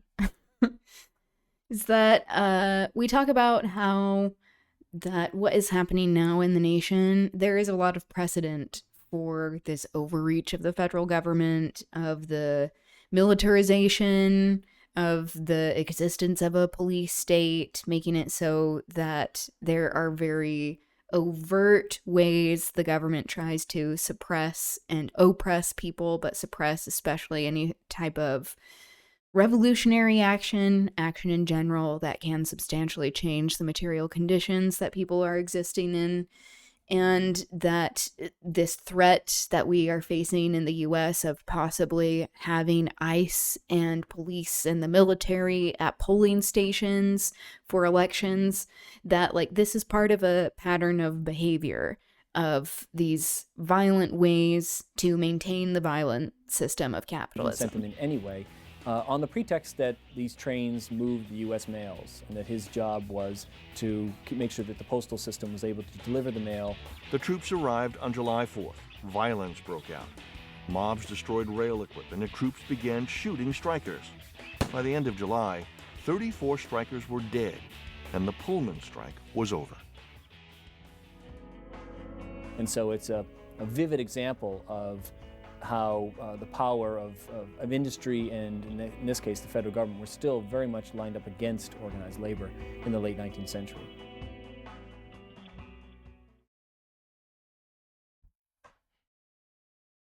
Okay, so that's a depressing ending, but that is how that happened. Also, it's good to highlight as well that these unions that were created, that many of them were segregated. And how, like, even when we have politicians that say they're for the working class, that there are these larger systems of oppression that need to be addressed as well. That just eliminating capitalism or implementing socialist, communist policies that distribute wealth, that those policies in and of themselves are not a fix for all of these systems of oppression unless we are placing reparations at the forefront, land back at the forefront, making it so that these previous historical ills are actually being addressed. This was in Salt Lake a little bit ago, where there are calls for a general strike, which we do need a national strike. We need a statewide strike in Utah, as we're seeing this proliferation of AI data centers, specifically this one that's going up in Box Elder County that is being spearheaded by Kevin O'Leary, the idiot from Shark Tank, and how all of these political figures, so-called leaders in Utah, were the ones to actually bring the idea to Kevin O'Leary, that they went shopping for people who would be willing to start up these data centers, that there is, surprise, surprise, a lot of incestuous corruption of them helping to be elected by lobbyists who then are directly benefiting from the projects that they pursue, that they are in charge of these boards that approve these projects, and they also are the ones leading legislation in the legislature that support the projects. And it just is this indicator of the corrupt system that we all are living in, not just Utah, but especially with Utah, the lack of separation of church and state, that has been a phenomenon since the quote-unquote founding of Utah, really just the colonization of Utah by Mormons, and how Utah often is a training ground for these larger policies that are happening in the nation that are overtly white Christian nationalist, very capitalist, and that many of these policies and bills, these pieces of legislation, fly under the radar because people tend to think of like, oh, Utah, just full of Mormons, are kind of weird but nice. And it's like, no, this is a place that is built off of the concept of Zionism, that we have a park called Zion's National Park, that the founding of the government in Utah is based off of the displacement and genocide of indigenous tribes that are here. And another reason why we need to have land back as one of the main principles that is guiding us as a moral force, and centering people who have been disenfranchised and oppressed for so long, because we see how this rise of data centers in the state, the nation, the world at large, but like particularly in Utah's situation, it is just an example of how this land, like 25,000 acres, was bought up by one of these politicians, and how all of this very extensive land that is bought up by the state was sacred indigenous land that was stolen. That land back principles need to be applied now, and that the desecration and decimation of these environments and ecosystems and natural resources are a direct reflection of the continuation of colonization now. Strike, strike, strike! Strike, strike, strike! Strike, strike, strike! Strike, strike, strike, strike! So that's just like a very quick video of people calling for a strike. This happened, I believe it was coinciding with the strike happening, like the so-called strike happening statewide in Minnesota. I call it a so-called because, like, especially for people who are involved in organized labor, it's not really considered a strike. It just is people kind of taking off work, unless there are people who are willing to engage in mutual aid and have a concerted strike where people stop working until demands are met. It just is a way for like the most privileged to not be working for a little bit. So that also is an indication of upholding this larger system of class that we find ourselves in. So it's cool to see more people actually getting organized and have this class consciousness in Utah, because like in the US at large, there's so much propaganda when it comes to class and people feeling like if they just buy into the system that they then can have a better life, rather than us pursuing these avenues that substantially change our material conditions for everyone, not just individuals. Okay, so that was a pivot. That was a pivot.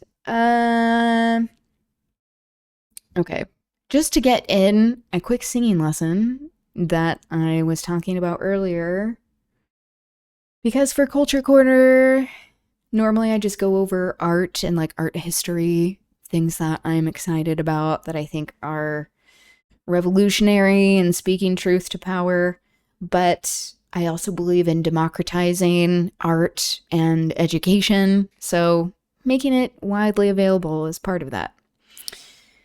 With more formal education, when we're talking about singing, there is a lot of emphasis on actually talking about like the bodily functions of what it takes to sing well and how like learning about the anatomy, the human anatomy helps. So we'll get a little bit of this here. So the diaphragm your breath is your voice. This is what many people say in singing. And as cliche as it can sound, this is very true. Because, as the Cleveland Clinic says, the diaphragm is a muscle that helps you breathe. It sits under your lungs and separates your chest cavity from your abdomen. Many conditions, injuries, and diseases can affect how the diaphragm works, causing symptoms such as trouble breathing and chest pain.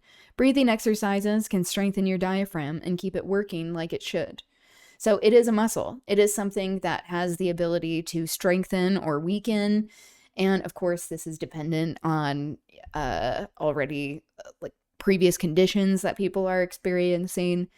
But this is why there are so many breathing exercises that are encouraged with singing. This is one of the first things, like at least when you have more formal singing education, that people start with. Because if you actually have a good capacity for air and like maintaining notes over time, like that helps you to sustain notes, helps you to be able to sing longer, but also have more power. I often have a very critical take on live performance because I'm pretentious. But also, as part of Culture Corner, sometimes I will call people out. Like recently I watched a live performance on the stream of Addison Rae, and I think Addison Rae, I mean, there's a lot of like class and stuff involved with like her rise to fame, but she is known to be kind of like partially a fitness influencer. I'm not familiar with many aspects of social media, so just throwing that out there. But seeing her perform live, I often like can be like, where's your breath? Like, please center your breath.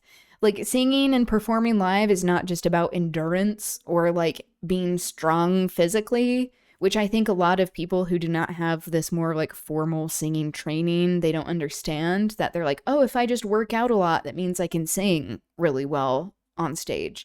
Because it's like there's a trend of having like breathy singing, especially when people are like recording artists more than they are like live performance artists. And that is one of the big differences, is that people do not sing with their diaphragm engaged as much. So, what is the diaphragm? The diaphragm is a muscle that helps you inhale and exhale, breathe in and out. This thin, dome-shaped muscle sits below your lungs and heart.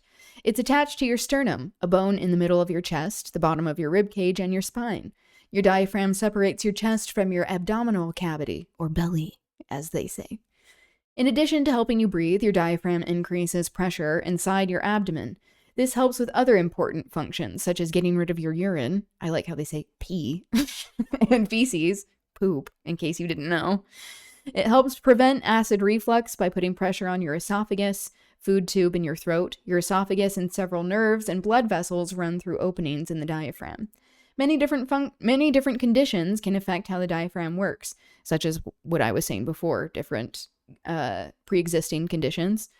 The most common conditions include hernias and nerve damage from surgery or an accident. Neuromuscular disorders such as amyotrophic lateral sclerosis, ALS, can also weaken the diaphragm. These conditions can cause difficulty breathing, heartburn, and pain in the chest and belly.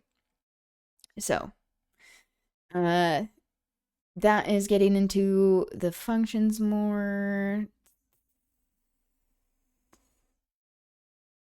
Okay, I did want to get into this. Care. How can I keep my diaphragm healthy? Your diaphragm is a muscle, just like any other muscle in your body. You can strengthen it with exercises. Diaphragmatic breathing exercises can help your diaphragm work more efficiently. They also reduce stress and help you feel better. Yeah, this is like kind of breathing exercises can be a form of meditation almost. Like that's what a lot of meditation is anyway, is focusing on breathing. That there are very physical, mental, emotional benefits to this because breathing actually helps you process things, keeps you healthier. Surprise, that we need it to live. Yeah, they also reduce stress. So to keep your diaphragm healthy, you should eat smaller meals and avoid foods that cause heartburn. And that isn't to say like starve yourself. A lot of the time that just means like not eating until you feel sick, like especially for performers, live performers in particular. It's known to like not be eating like a huge meal before you perform, because like one, nerves, that makes it so you aren't digesting your food and it can make you feel sick. It's not just about like feeling skinny, even though some people do that, which is dysmorphic and concerning, but it also is a way to make it so that you have more capacity for your diaphragm to actually be expanding. Regular checkups if you have a condition that puts you at a higher risk of diaphragm problems. Maintain a weight that's healthy for you. This is a loaded issue.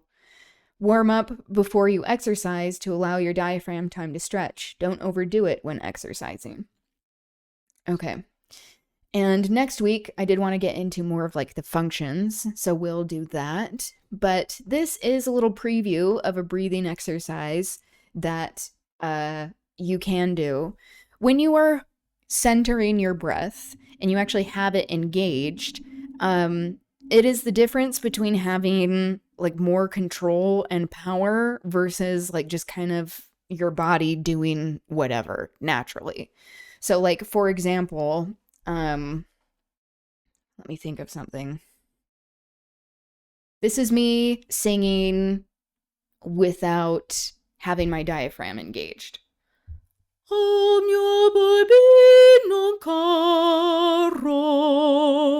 Versus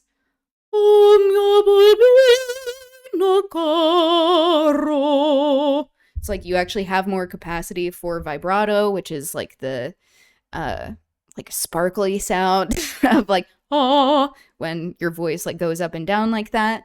When you have your diaphragm engaged, you actually are able to have more control over your vibrato as well. You are able to control more if you're getting louder or softer, if you're speeding up or slowing down versus it just like happening to you.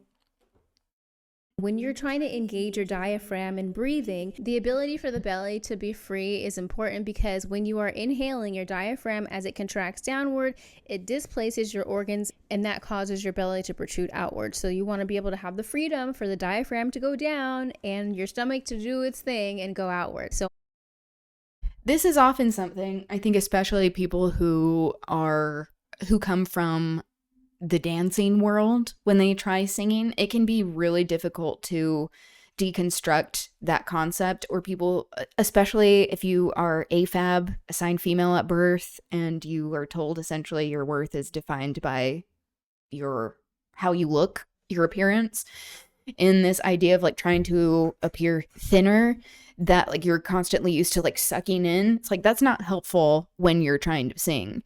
And often I see like people who become musicians or singers who didn't necessarily start out with some of this more formal training, which that's not always necessary because that's a class thing. But this is something that I think is also what's happening with Addison Rae. I'm just like dragging her. I like her music, okay? But I'm like, there are very easy fixes to having more control over your voice and like improving that.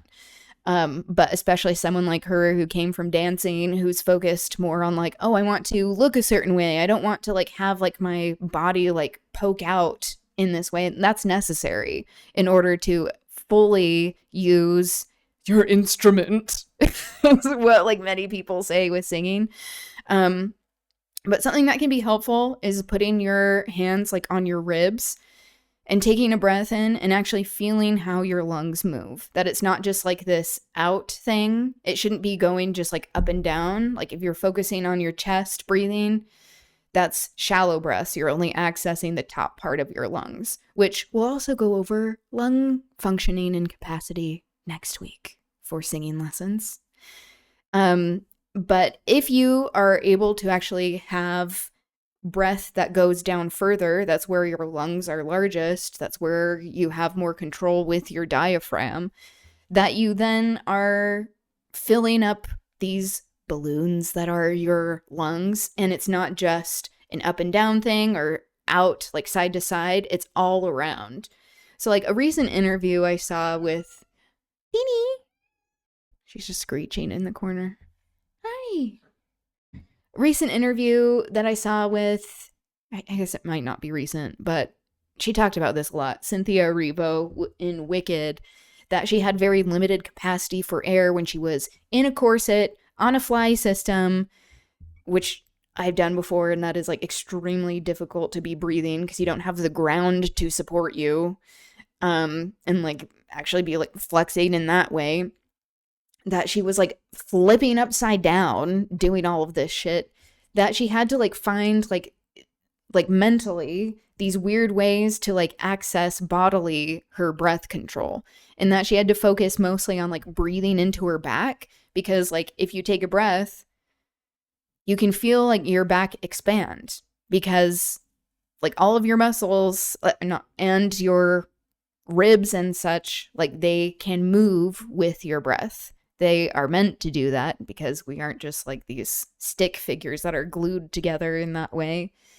And so that means there's like a great capacity for increasing the ability to actually have more breath control. So let's look at some of these exercises that the empowered vocalist will show us. On an inhale, just try to see if you can get your belly to expand on the inhale. We'll go. Now that we've got the belly engaged on the in-breath, we want to make sure that these muscles are involved as you are exhaling as well. So you're going to inhale, and then you're going to just pulse on an S. Here we go.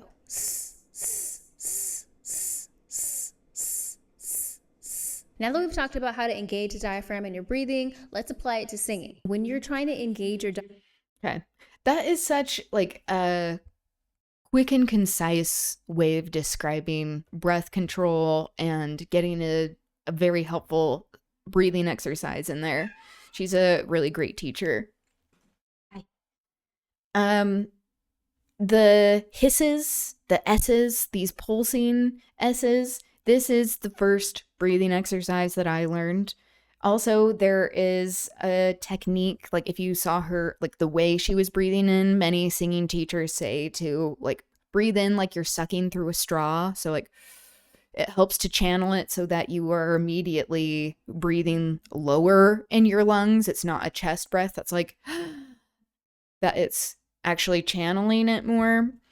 So if that helps, also putting your hands here. There are some people that like recommend putting like a string or like a belt or something loosely around while you're learning how it feels, so that you can actually feel and see your rib cage expand, just to see like which aspects of it, because it should be like everywhere, like all around you. That's where you should be expanding.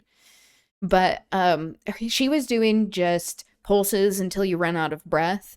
One of the ones that I really like is doing pulses. So 1, 2, 3, 4, 5, these little hiss S sounds. And then on the 5th one, you hold it out for as long as you can. So with the mic, I don't know if you can hear this. I think she did a really good job of catching the audio for this as well.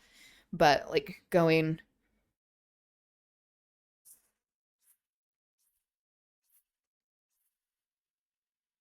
I don't know if you could hear that at all.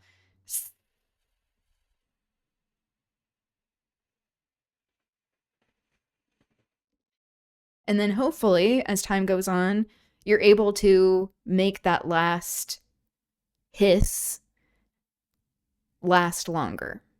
And that shows that your lung capacity is building. So, there you go. A very quick singing lesson in there. I did have a couple of chatters a bit ago ask about like some singing techniques, just since that was like part of my college education. And there are very simple techniques that can be used. Like doing this exercise every day will make it so that you feel like you have more power and control over your voice without doing any sort of other singing exercises, like all of the weird like woo, like yee, like stuff like that. Those are helpful, but like doing this is the most helpful in my opinion. So there you go. Changing pace once again, because I can just get on tangents. I'm not getting to as many things as what I wanted to today. Let's see, I'm picking and choosing. I did want to show this. With the recent season of Euphoria that has come out, I have watched the previous 2 seasons. I'm not interested at all in this newest one. And recently finding out that essentially most of it is lifted from, like, plagiarized. The story is plagiarized from people who were writing good stories, and then you have these big names like Sam Levinson, a very staunch Zionist, come in and say like, oh, okay, I'll take this. There was also this photographer that they were like, hey, can you help collaborate on this and like do like storyboarding to get some of the branding and aesthetics. That like her style of photography was co-opted. They were like, oh, we actually don't like it, we're going to something else. And she's like, oh, that's too bad, like that's okay, that's what happens when you're an artist. But then seeing the aesthetics after, she's like, this is my photography, you just like took my art, I didn't get paid for any of that, and I don't get credit. So there is even more of a rabbit hole to be going into with this art. And especially with this recent season, like we know all of the drama and disgusting eugenicist aspects that Sydney Sweeney has engaged with. Her, like, Sydney Sweeney has good genes, that like American Eagle ad campaign that she did, which, like, by the way, she's not that interesting to me. I'm like, okay, who cares? But also how, like, she's part of this show that has become increasingly misogynistic and problematic. I think really any show that, like, adults are really focusing on, like, the sex lives of teenagers, that's concerning to me. That's not to say that, like, teenagers can't have, like, healthy exploration of sexuality, but, like, this fetishization that often happens, and it is especially concerning when it happens to minors, like these young girls, that they are sexualized in many ways, and it's like, oh, part of the sexualization and like appeal is that they're so young, that we need to constantly be calling out. But apparently this latest season is extremely weird and problematic. There's like some kink in it, which, like, I love kinky person, but how it is more about like the eroticism of it and not necessarily focused on like what consent means, what BDSM actually is, which is about power exchange and not about fetishization all the time, which, like, a fetish is something that is inherently sexualized. But and fetishes don't have to be problematic. It's only when they're done in a way where the aspect of consent is not being valued, and minors cannot be consenting in any of these types of situations. So here's this video by Alicia Marie. She has some really great content that focuses on pop culture, especially calling out people who are false allies and advocates for Palestinian liberation. And she is able to do a lot of research and provide a lot of really great information in a short amount of time as well. So, with all that being said, here is this. Did you know that Euphoria is actually an Israeli TV show? After HBO bought the idea, the Israeli creators actually stayed on as executive producers for the American adaptation. Oh, also, not to be annoying and interrupt, which I do, there is this weird scene with Hunter Schafer where there's like this adult that's like, fetishizing transness in a way that it does not seem consensual or is not helpful, that this constantly happens to people who are trans. Hi, NB here, they be here. That who also considers themselves trans, which not all non-binary people do. But how there's like this older dude that's like, oh, your skin's so soft because you didn't go through puberty. It's like, what? That doesn't make any sense. Plus, anybody who is trans, especially people who engage in any sort of HRT, hormone replacement theory, will tell you that there is an aspect of puberty, of what you experience when you're on hormones. Also, the fact that there is this emphasis on being skinny, like Alexa Demi, is that her name? Alexa? Like, so incredibly stunning. She is so beautiful. And then seeing her come out recently for the red carpet, like clearly on Ozempic. She looks skeletal. And in my mind, Ozempic and like Ozempic face, these aesthetics, it's just another way to center Eurocentric beauty standards. That also is a way to signal about class and eroticize starvation. It's like we're going back to the 90s of like heroin chic, but it's not even due to heroin use. It's like people being like, oh, I'm going to look like a skeleton. I'm not dealing with a substance use disorder. It is very alarming to me. Anyway, and it makes me sad because I'm like, people who like look like normal human beings, which isn't to say like being skinny in and of itself is a bad thing, but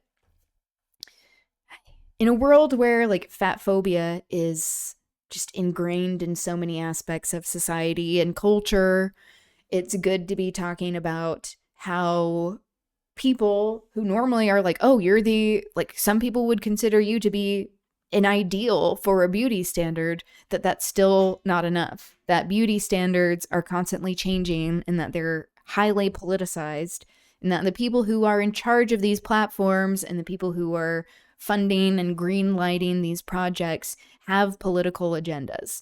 And a lot of the time, they're very white supremacist. Then Sam Levinson was brought in, and that team made the show what it is today. Sam Levinson, for his part, is a staunch supporter of Israel. Oh, hi. He's the son of Academy Award-winning filmmaker Barry Levinson, Am I saying that right? who himself is a strong supporter of Israel. And in October of 2023, Sam How are Levinson you doing? quickly mobilized. We're talking about culture and politics. We're talking about a lot of things because I'm bouncing around from many things. Zarbo, that's correct? Okay, cool. Welcome. Good to have you. But I also like to talk about, like with Culture Corner, art that I'm excited about on Fridays, but also the political aspects that many, especially when these projects are being funded by capitalists, that there are deeply political intentions that go into them and why some things get approved or not. I came in with the Sarah raid. Oh, cool. Welcome. Good to have you. To sign the Creative Community for Peace open letter supporting Israel. This is talking about okay, cool. Glad to have you here, that you're interested. She is talking specifically, Alicia, about Euphoria being very Zionist in nature, especially with the most recent season being like very weird and very misogynistic. Like all of these people who are viewed to have like be like the beauty standard, they're like so fucking skinny that it's like, okay, so everyone's on Ozempic then, I guess, except Sydney Sweeney, because people like that she has tits. I don't know, but still, like, white supremacists. Several organizations connected to those. We need to Some cast have a conversation about it. For Palestine, like Hunter Schafer, who was arrested at a pro-Palestine protest in 2024. Other cast members, like Sydney Sweeney, for instance, has aligned herself with Israel. In January 2026, she met with two of the hostages from October 7th in a visit coordinated by the pro-Israel lobby group Stand With Us. She's also currently dating Scooter Braun, who's been one of the entertainment industry's most vocal celebrity supporters. His name is Scooter?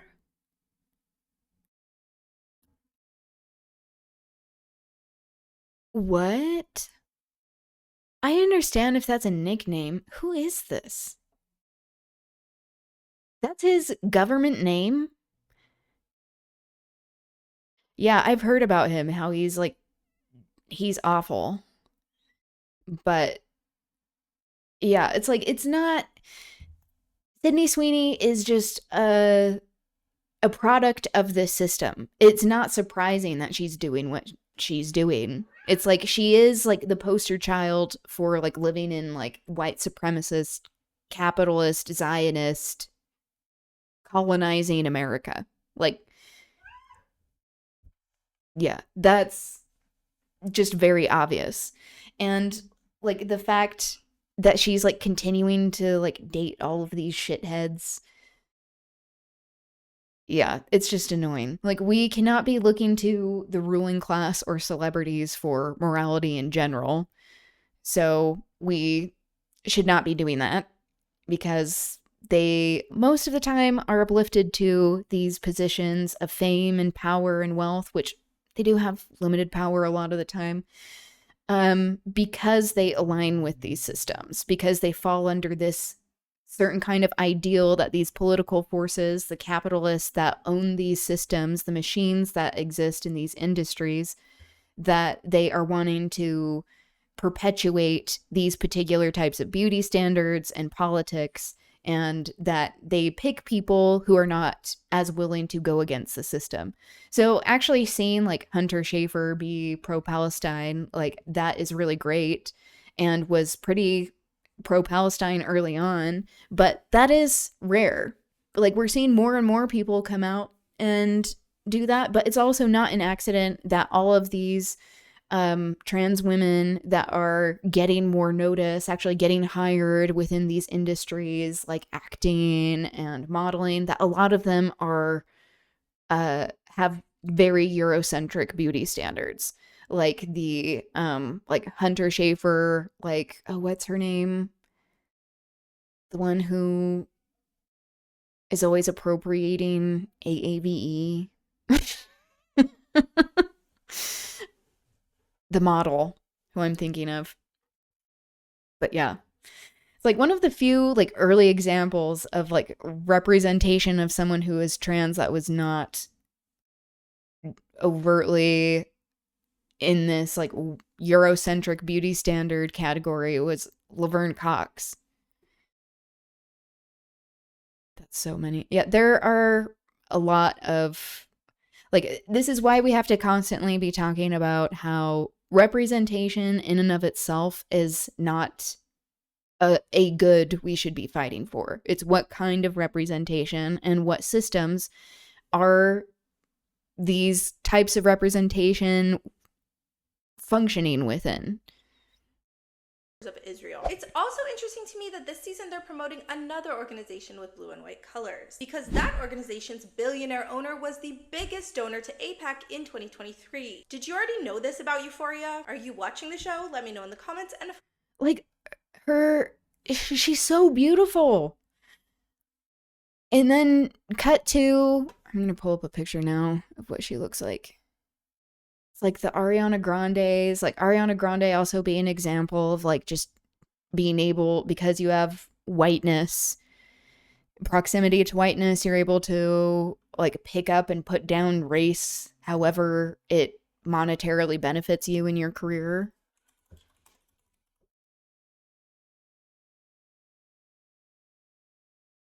Have you all heard of like the Ozempic face phenomenon? Okay, yeah, look. This is 2019, 2026. I understand there's also an aspect of like, as people get older, sometimes like they don't have as much like fullness to their faces, but it really is concerning. Like, so beautiful. And now we're going for skeletal chic. What kinds of agency these representation have. Yeah, exactly. Of like how I mentioned before, it's like they don't always have power. That a lot of the time they're just these avatars and like these puppets for these larger forces.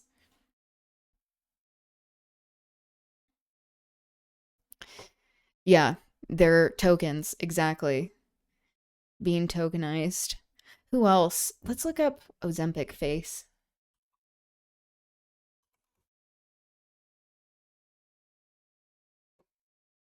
Michelle Pfeiffer? I mean, we don't care about Katy Perry either. This is so scary to me.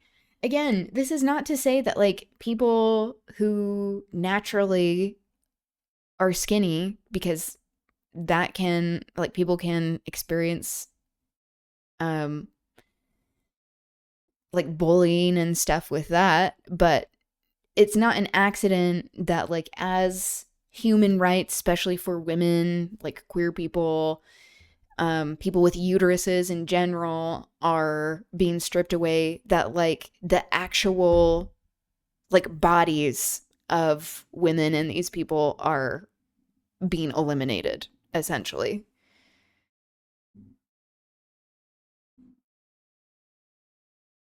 Yeah, here is Jessica, what is her name? Which people kept calling her fat and stuff, like in the early 2000s, and she just never was.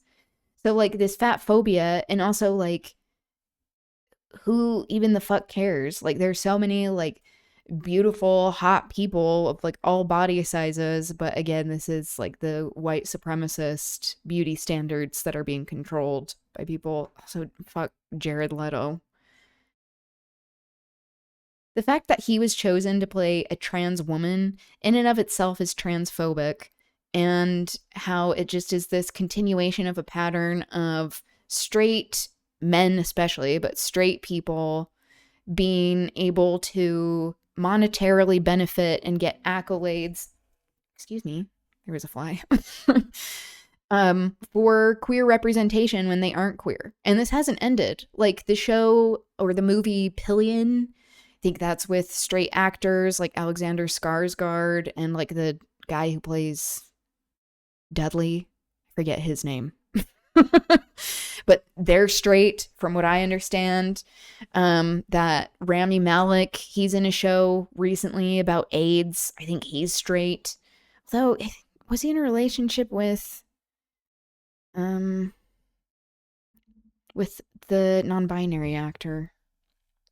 I'm forgetting their name as well. But he also played Freddie Mercury, where it's like all of these, or Brokeback Mountain, straight people just always playing queer people when queer people are actively oppressed and are not able to get these roles in the first place, let alone like actually monetarily benefit from just existing and creating culture in many ways. Simpson. Thank you, Jessica Simpson. So many Jessicas in the 2000s. Also visually boring, like all the same shapes and expressions. Exactly. Which is part of fascism, this aspect of sameness, of wanting people to all look the same rather than have individuality and diversity.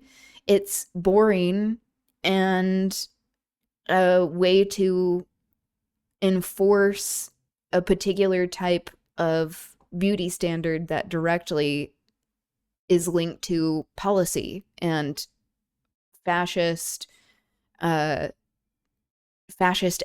that people are pursuing. Yeah, it really is alarming.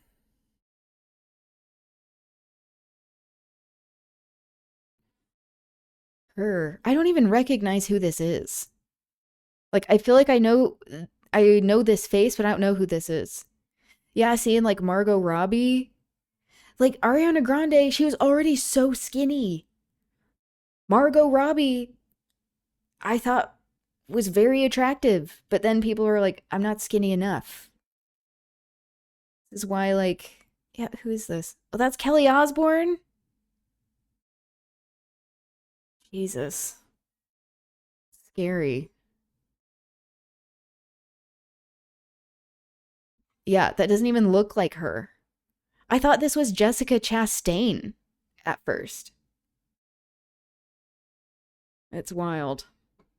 Yeah, Demi Moore. Also, what's her face? Nicole Kidman, who is already super skinny. There's this one picture of her, that is so scary.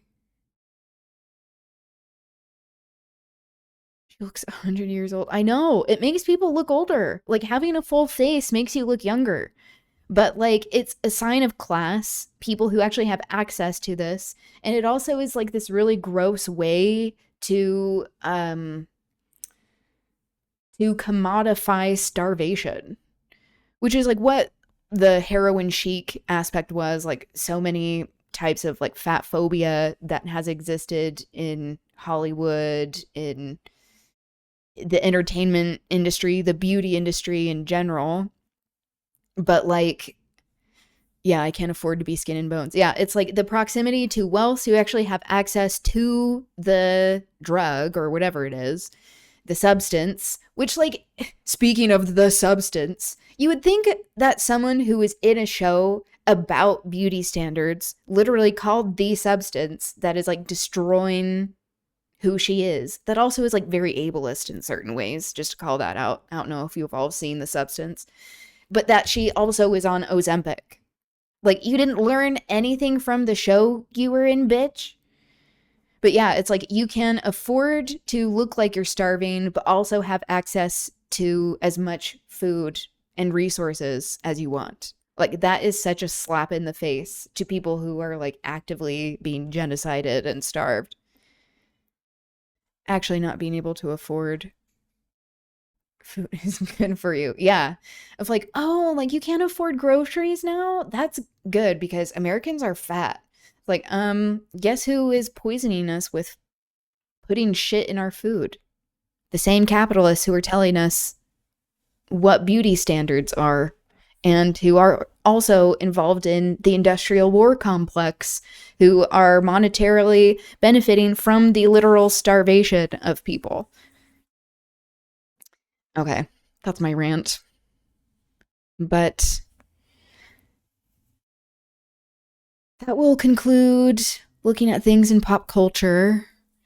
I did want to get to the reading today. I'm putting on my reading gloves so that I don't destroy my books with my sweaty hands. We're reading The Scarlet Pimpernel, which I call aristocratic propaganda. Unfortunately, I find the music in the musical to be very beautiful, but that is also part of the propaganda aspect. Like, oh, we're going to sell you this story about how revolutionaries are bad and the aristocracy didn't do anything wrong and you should feel bad for them. Like, how about we talk about the conditions that the aristocracy created to even make it so revolutionaries felt like they had to resort to the means that they did to have any sort of human dignity. Okay, so in the previous chapter, Marguerite, she was following along Chauvelin, who's a revolutionary. She's worried about her husband because she betrayed him, like, in her mind, to support her brother. And she is talking about how much she loves her husband, who is the Scarlet Pimpernel. But she only loves him, like, over the past 3 days after she found out he was the Scarlet Pimpernel. So, go figure.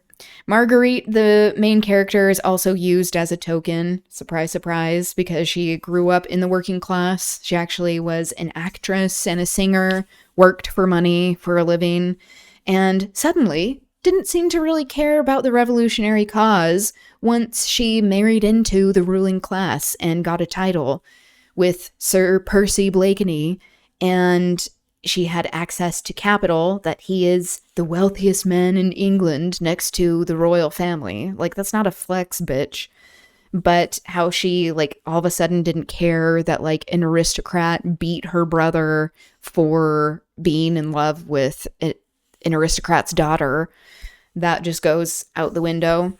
So she's tokenized in this way to manufacture consent for this existence of a hierarchy of human dignity that the ruling class creates.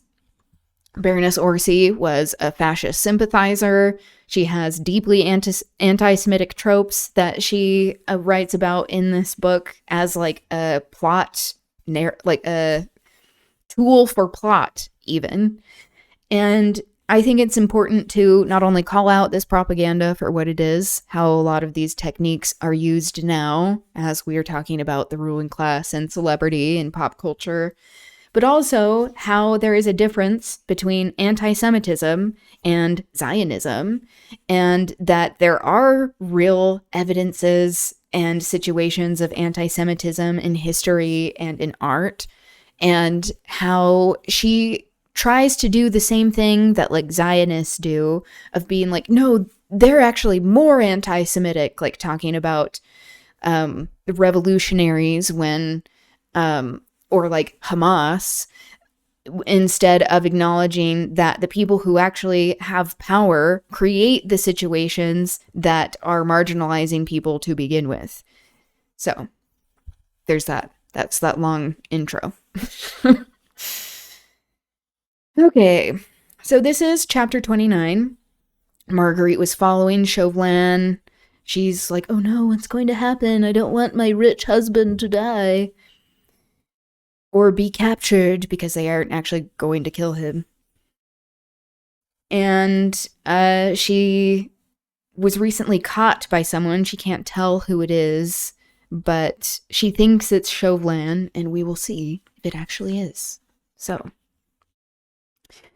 chapter 29, Trapped.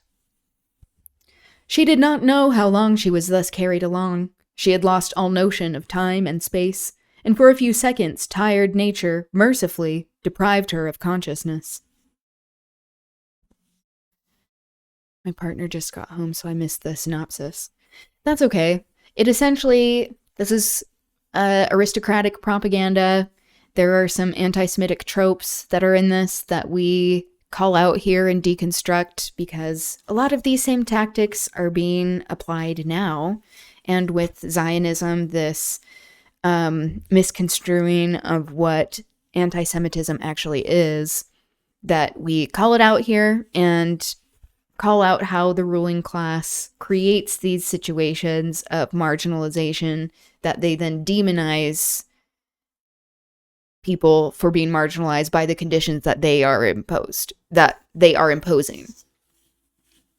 Inoculation is important. Yeah, exactly. And this manufacturing of consent and taking a Marxist lens to this aristocratic propaganda. Inoculation, informing people ahead of time, right. Okay.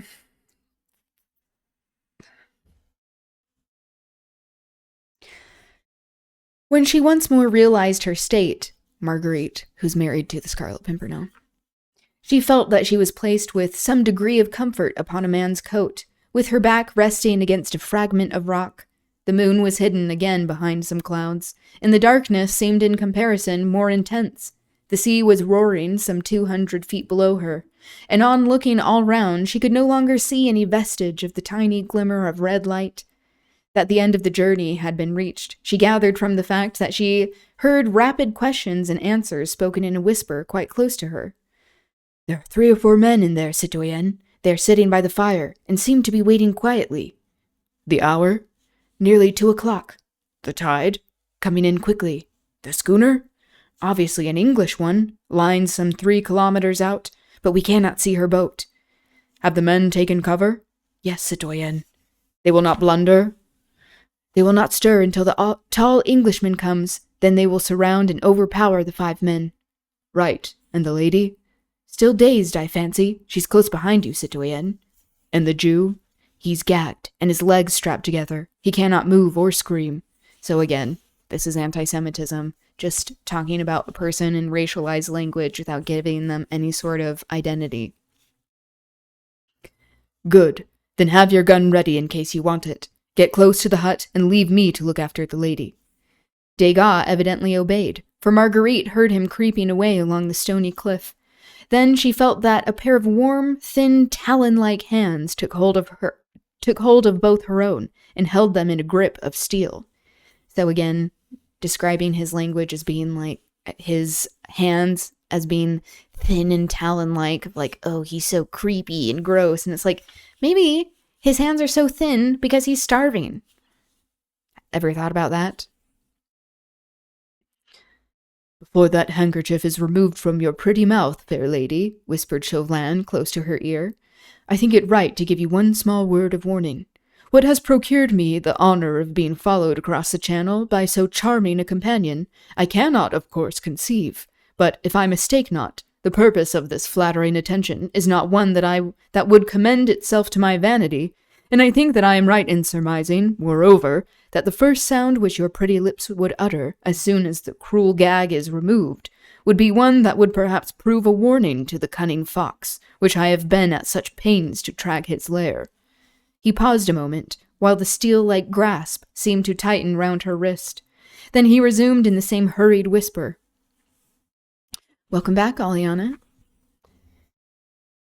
Inside that hut, if again I am not mistaken, your brother Armand Saint-Just waits with that traitor Du Tournay and two other men unknown to you, for the arrival of the mysterious rescuer whose identity has for so long puzzled our Committee of Public Safety. The audacious Scarlet Pimpernel. No doubt if you scream, if there is a scuffle here, if shots are fired, it is more than likely that the same long legs... Why are you even saying it that way? He's so tall and has such long legs. Oh. What a weird thing to say. It is more than likely that the same long legs that brought this scarlet enigma here will as quickly take him to some place of safety. The purpose, then, for which I have traveled all these miles will remain unaccomplished. On the other hand, it only rests with yourself that your brother, Armand, shall be free to go off with you tonight if you like, to England, or any other place of safety. Marguerite could not utter a sound, as the handkerchief was wound very tightly round her mouth, but Chauvelin was peering through the darkness very closely to her face. No doubt to her hand gave a responsive appeal to his last suggestion, for presently he continued. What I want you to do to ensure Armand's safety is a very simple thing, dear lady. What is it? Marguerite's hand seemed to convey to his in response. To remain on this spot, without uttering a sound, until I give you leave to speak. Ah, but I think you will obey, he added, with that funny, dry chuckle of his, as Marguerite's whole figure seemed to stiffen in defiance of this order. For let me tell you, that if you scream, nay, if you utter one sound, or attempt to move from here, my men, there are 30 of them about, will seize Saint-Just, de Tournay, and their two friends, and shoot them here by my orders before your eyes. Marguerite had listened to her implacable enemy's speech with ever-increasing terror. Numbed with physical pain, she yet had sufficient mental vitality in her to realize the full horror of this terrible either-or he was once more putting before her.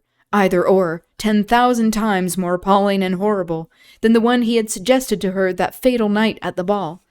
Again, being like, oh, you need to have endless sympathy for the ruling class, when, guess what their either-or is, bitch? It's starving or actually try to revolt. That's what it is.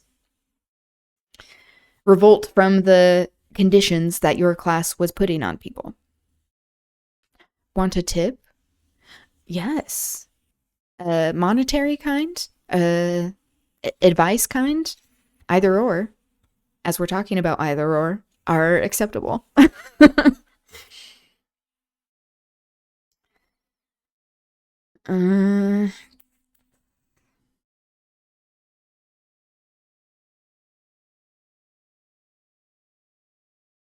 Stay away from cities in the coming future.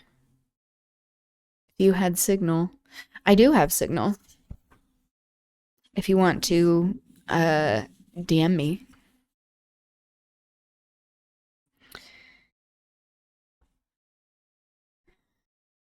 Let's see. This time, it meant that she would keep still and allow the husband she worshipped to walk unconsciously to his death, or that she should, by trying to give him a word of warning, which perhaps might even be unavailing, actually give the signal for her own brother's death and that of 3 other unsuspecting men. She could not see Chauvelin, but she could almost feel those keen, pale eyes of his fixed maliciously upon her helpless form, and his hurried, whispered words reached her ear as the death knell of her last faint, lingering hope.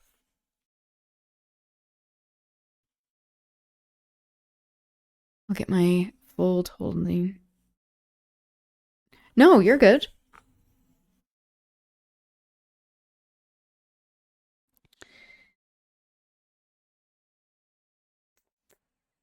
Which also, like, death knell, that's a common term that's used now, and in case you don't know, it was often, like, where the term comes from is when a bell of a church would be rung when there was a funeral, so indicating death. Okay, cool. I will contact you.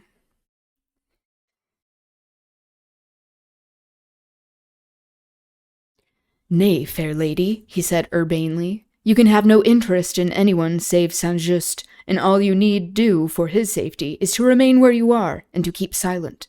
My men have strict orders to spare him in every way. As for that enigmatic Scarlet Pimpernel, what is he to you? Believe me, no warning from you could possibly save him. And now, dear lady, let me remove this unpleasant coercion, which had been placed before your pretty mouth. Just like... They constantly are talking about her as pretty, that, like, Baroness Orczy, the author, is.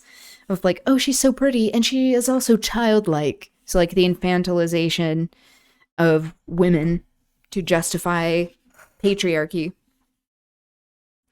You see, I wish you to be perfectly free in the choice which you are about to make. Her thoughts in a whirl, her temples aching, her nerves paralyzed, her body numb with pain, Marguerite sat there in the darkness which surrounded her as with a pall. From where she sat she could not see the sea, but she heard the incessant mournful murmur of the incoming tide, which spoke of her dead hopes, her lost love, the husband she had with her own hand betrayed, and sent to his death. Chauvelin removed the handkerchief from her mouth. She certainly did not scream. At that moment she had no strength to do anything but barely hold herself upright and to force herself to think. Okay, so you barely have the strength there. What about the people who are, like, who have been starving for years? You are like, oh, I've had a hard 3 days. Oh, think of what she should do. The minutes flew on in this awful stillness. She could not tell how fast or slowly. She heard nothing, she saw nothing, she did not feel the sweet-smelling autumn air, scented with the briny odor of the sea. She no longer heard the murmur of the waves, the occasional rattling of a pebble as it rolled down some steep incline. More and more unreal did the whole situation seem. It was impossible that she, Marguerite Blakeney, the queen of London society, but not the actual queen, nope, queen, bitch. That definitely lessened the power of that read. Of herself, sob emoji. Self-hating women. Yes, exactly.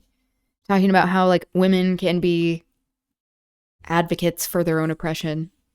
Anyone who is oppressed can also be brainwashed into being a proponent of their own oppression. We see that all the time in America. The queen of London society should actually be sitting here on this bit of lonely coast, in the middle of the night, side by side with a most bitter enemy. And oh, it was not possible that somewhere, not many 100 feet away perhaps, from where she stood, that being she had once despised, but who now, in every moment of this weird, dreamlike life, became more and more dear. It was not possible that he was unconsciously, even now, walking to his doom, while she did nothing to save him. So Baroness Orczy also uses weird a lot, and, like, it does mean kind of, like, unusual in this particular instance, but it also is kind of drawing on this history of the word in Old English when it was spelled W-Y-R-D, which meant fate. Why did she not, with unearthly screams that would re-echo from one end of the lonely beach to the other, send out a warning to him to desist, to retrace his steps, for death lurked here whilst he advanced? Once or twice the screams rose to her throat, as if by instinct. Then, before her eyes, there stood the awful alternative. Her brother, and those 3 men shot before her eyes, practically by her orders. She, their murderer! Oh, that fiend in human shape next to her knew human female nature well. These, strict ideas about gender is fascist.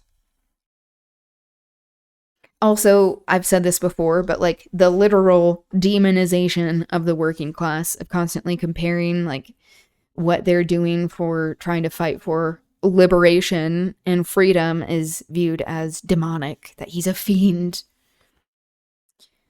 He had played upon her feelings as a skillful musician plays upon an instrument. He had gauged her very thoughts to a nicety. She could not give that signal, for she was weak, and she was a woman.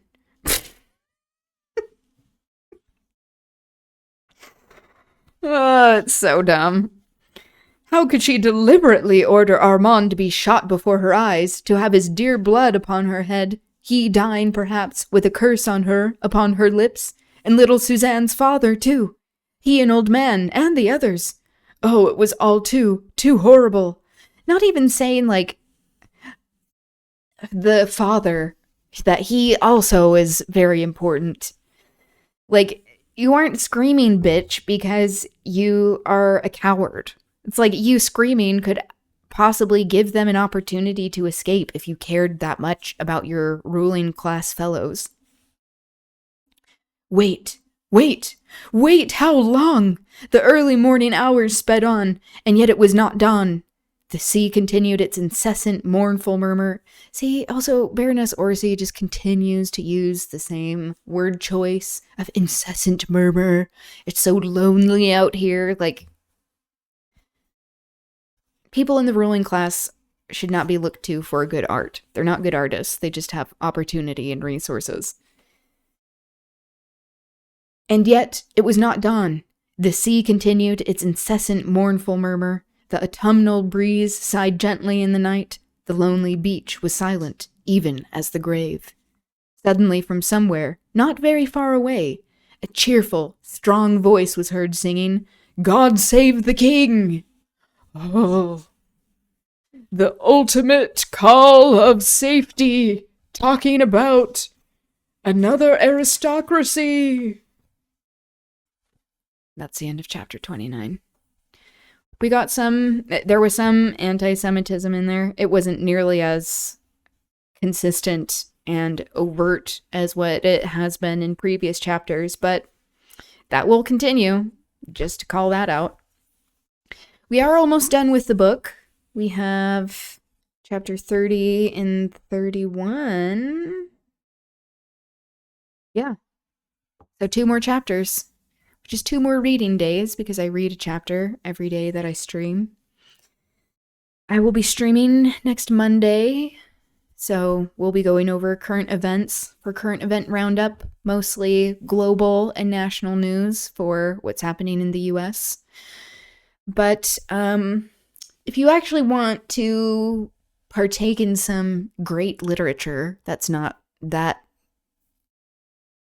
slop, we are reading The Bluest Eye, please hold, by Toni Morrison for Banned Book Club.